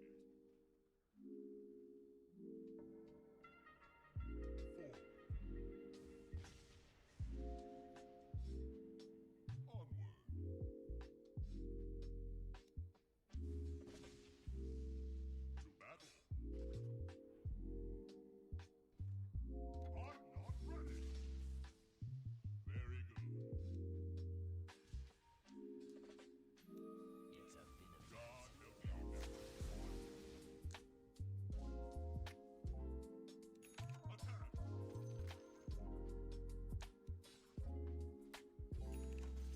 Heaven help you.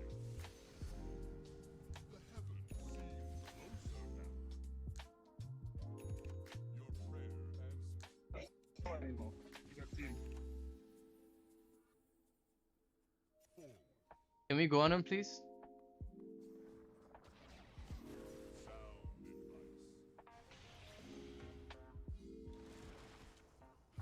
To battle. Top, top, top, top. I ordain it. Gorsa, Gorsa. Chase. Onward.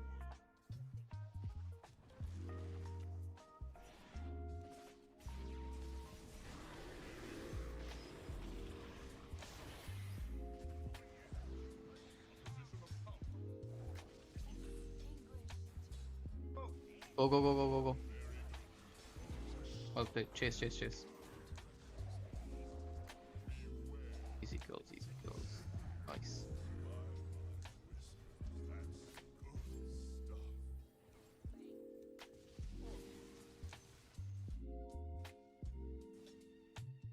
Your prayer answered.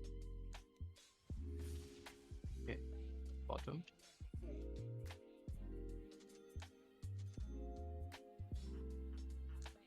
A position of power.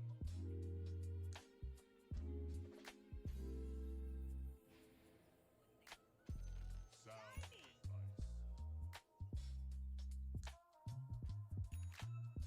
To battle. I'll take that as tribute. Oh yeah, that's the good stuff. Roshan has fallen to the Take dust. us alive. Bye You bye. never saw me, right? Oh, ye of little faith. Yes. This. A position of power. Your prayer answered.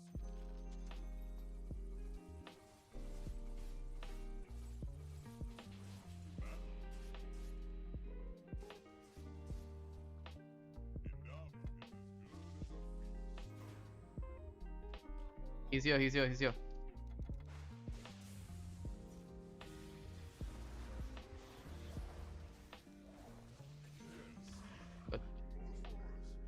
Smoke gank. Very good. Quickly.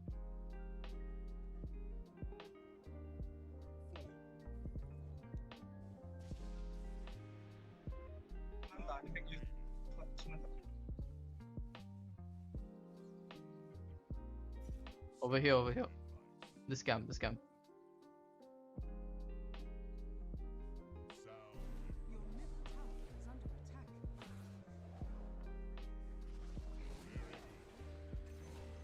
Good job. Your middle tower is under attack. Dire structures are fortified.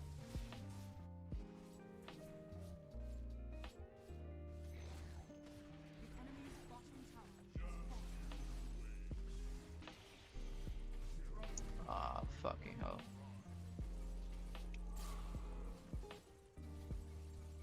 Turn away from him, bro. Radiant structures are fortified. Use the repair kit. If only he had done it earlier. Tower has fallen.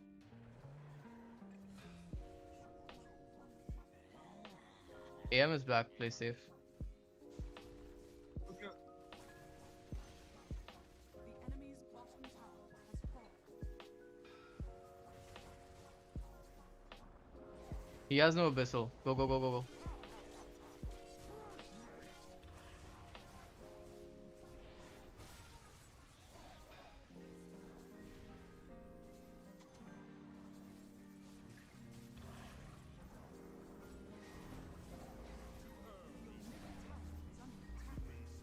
Careful. Enemy's bottom barracks. Does he have? Dire's courier has been Okay. killed. The enemy's bottom barracks has fallen. It's okay. Just get back. Aw, fucker. New life will make its home amongst your bones.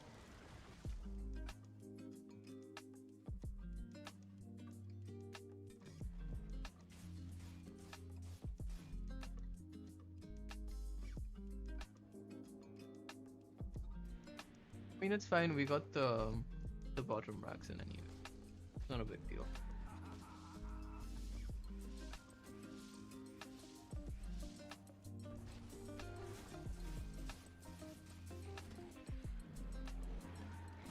Nice.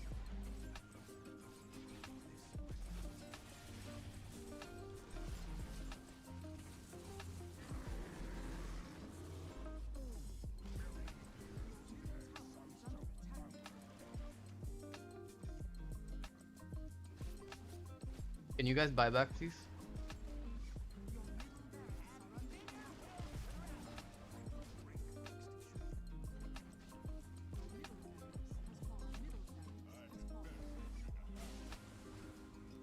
Go.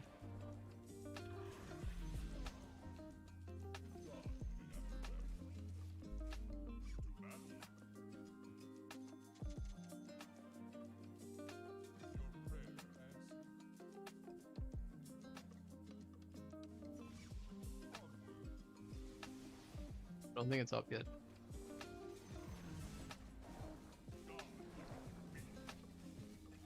Well played. Get the bounties, guys, and let's push mid.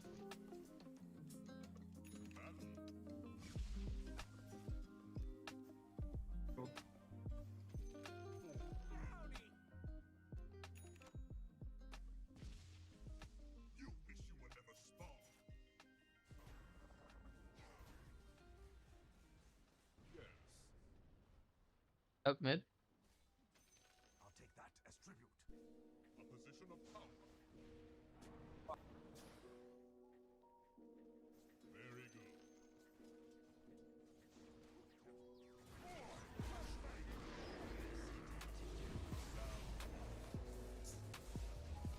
Get out.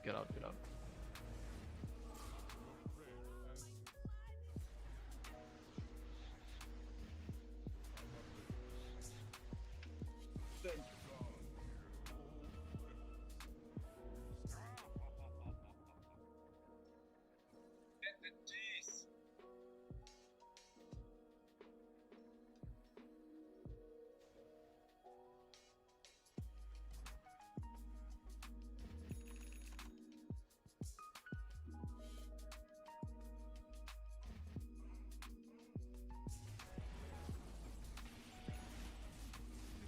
to the repair kit. Repair kit.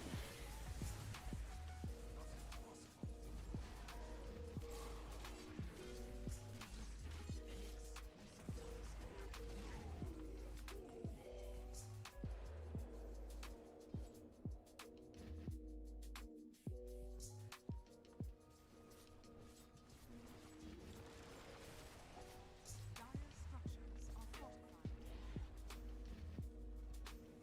Your middle tower is under attack. I mean, if he had brains to use the repair kit, he wouldn't have been farming like that, you know.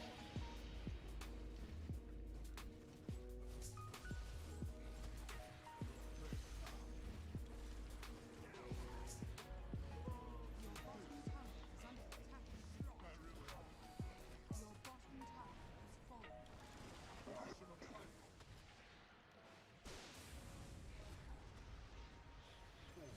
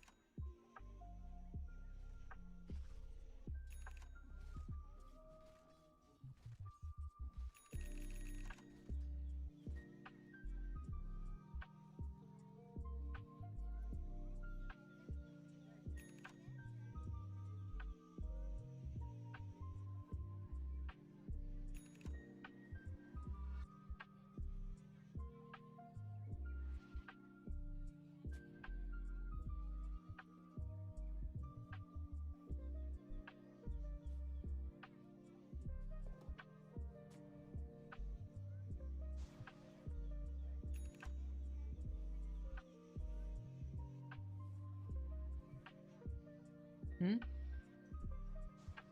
No? No. Eh?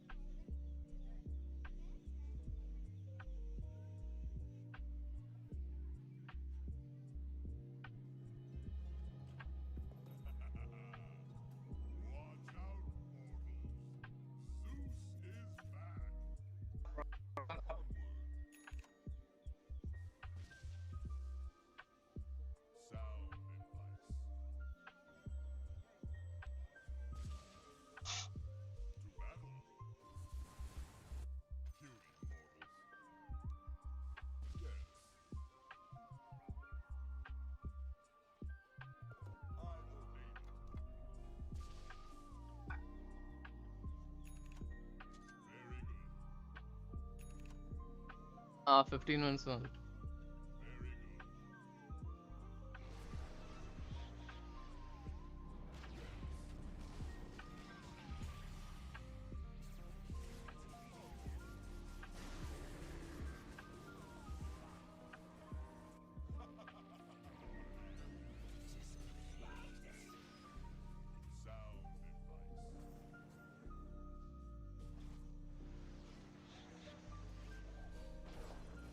Your bottom barracks are under attack.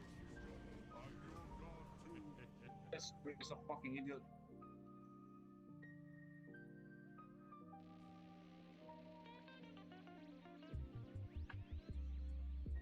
Your bottom barracks are under attack.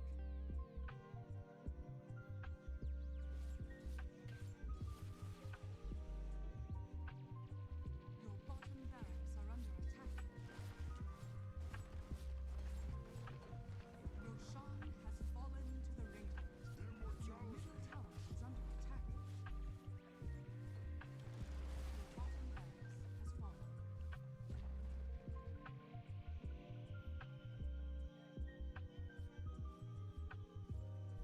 Your middle tower is under attack. Your middle tower has fallen. Your ancient is under attack. Radiant victory. Alright. I think I'll end the stream now and be back later. Um, I still have like 2 replay reviews to do, so I'll do it in maybe like an hour or two.